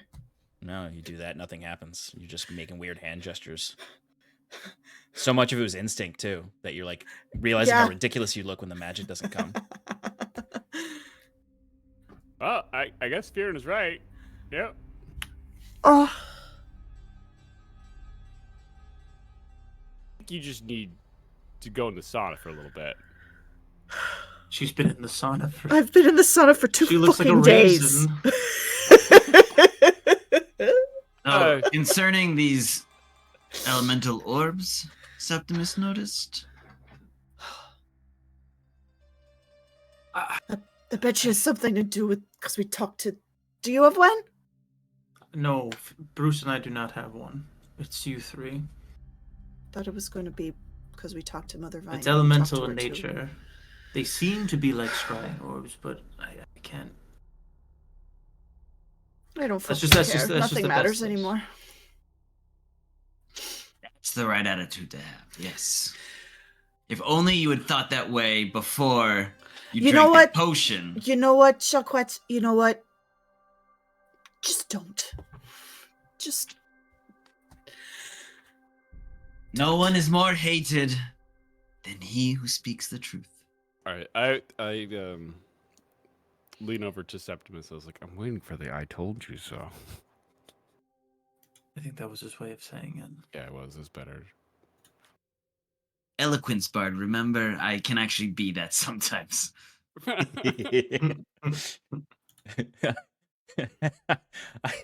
I don't want to keep talking for Fyrn, but I just thought I had like such a great Fyrn quip to say there. But, yeah, Saskia has discovered that her powers are not working in this moment. She is for all intents and purposes, a level 1. Yeah. Not even. He's a commoner. Yeah. I would say, maybe still well, have your. this is good, you're not isn't a it? commoner. You have none of your you've got your features. stats. You have your Yeah. stats. I'm not dropping you to 10 on all your stats. You have your stats. You just don't have any of your warlock features. You have advantage. What's the fucking bright side, Septimus? What's the fucking bright side of this? I can't cast magic. I can't do anything. Nothing. You could use this alchemist. Anyone flamethrower. with amount of knowledge and study can cast magic. You. I didn't you finish saw- school, apparently. No. I guess. But you had alluded to Baron that you maybe had regretted your deal that you made with the warlock. And plus that person was giving you your powers anyway. You need to act on your own, not by somebody else telling you what to do. Okay, Professor, then how do you fucking suppose I do that? Well, Baron might be a good start as somebody who has experienced something in your shoes. He seemed to turn it around for the better, make good for the world, help other people. Right. Great. Yes, when he gets here, I'll ask him if his patron ever took his powers away from him and how he dealt with that. I don't think you all are grasping the situation that we're about to go out into this, I am. and I cannot help at all. I'm sorry, Saskia. You can't come with us. What? I mean, am I the only one who thinks this? You're a liability. You're gonna fucking leave me here? I mean, I'll be honest, I don't really want to. You were Really? Because probably you, one of you the just most powerful. you just Okay, suggested okay. it like You're it gonna was go a out thing. in the frozen wastes, fighting undead creatures like the Herald. You will die quicker than any of us can even try to save you. All our magic, all our abilities won't be able to keep you alive out there. This is not because I want to leave you behind. This is not because I think it's funny or I'm getting something out of this. Damn it, I told you. You had insane power that was given to you, And the price maybe was a little high, but you were willing to pay it then, and now you went back on your deal? I didn't go back on it. I didn't Oh, say you went I back didn't. on it. No, I didn't. From what you said, she was very strict about you don't get your memories back. From her. From Please, her. you're dealing with a fae. What you did maybe impressed her for a moment, and then she was very pissed at you afterwards.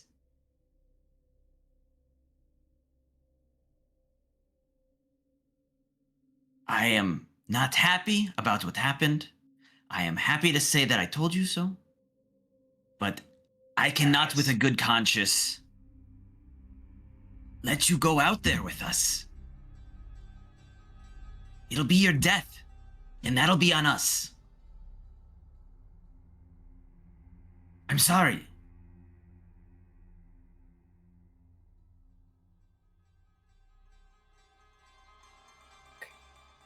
I'm going back to the sauna. I don't care if I look like a raisin. I just stump upstairs and slam the door. And after she slams the door, Jacques just looks at the other three like, come on, anything? I used to think I was a liability, This does put us at a but I disadvantage do for sure. I'm not saying down the road she can't continue with us, but if she has no powers, no way to defend herself, I mean, unless she, like, hides behind Sal the whole time. And even then. No, in our current state, I think we're all in agreement here. Well, a little support would have gone a long way, I think. Instead of just me, the asshole, being the asshole again, like I always am. She listens to you, he says to Septimus. And to you, she says to Bruce. Turns to Fyrn and goes, if you two could just talk to her, help her see where we're coming from. All right. Perhaps in the morning. She's kind of taking a lot of... She needs to settle with her emotions for now. All right, she's got a process. She'll listen to reason. No, she's not going to cool off in the sauna, but figuratively.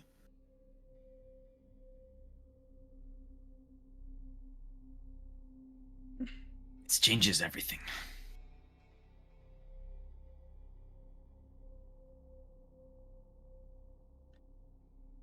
And Sass, you are up in the sauna.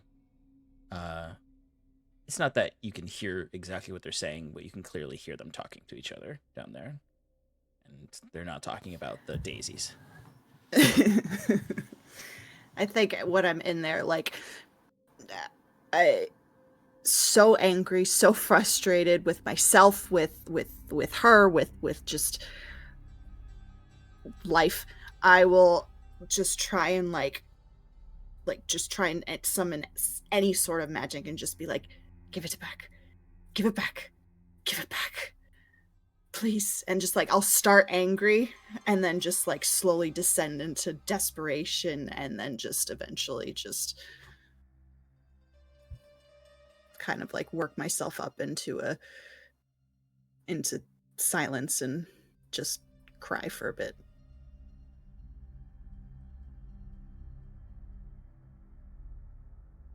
No magic comes.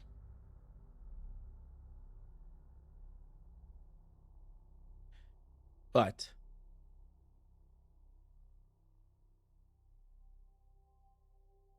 that gnawing anxiety persists. And not a new anxiety where you're like, oh no, I'm useless, I'm this, that. A clear presence. You almost feel it like slithering over you. Like a sea serpent. Mockingly. She's reminding you that she's still here. Yeah.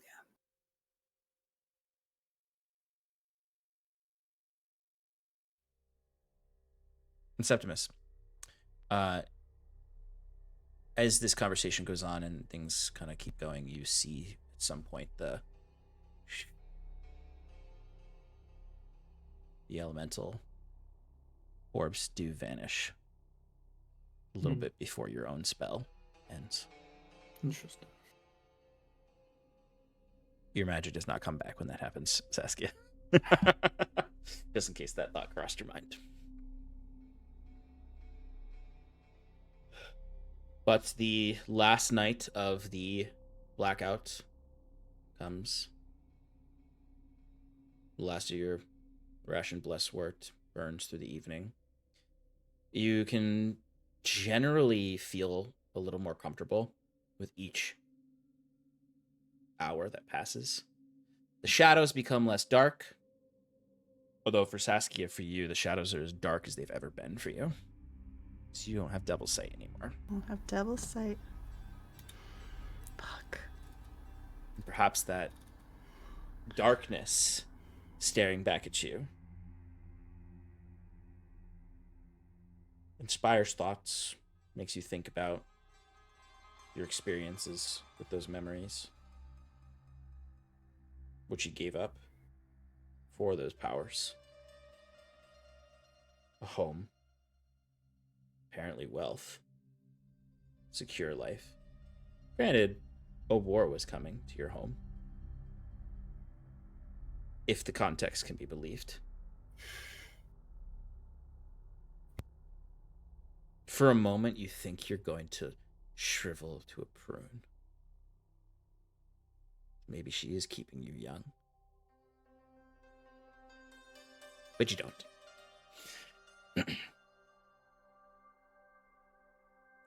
And eventually you all go to sleep.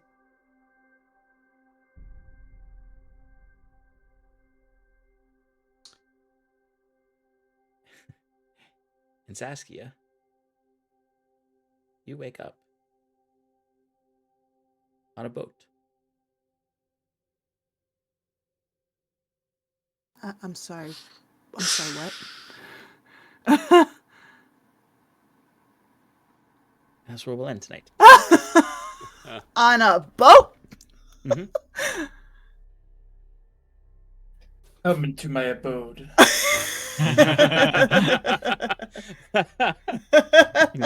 He's like kicks his feet up. Yeah.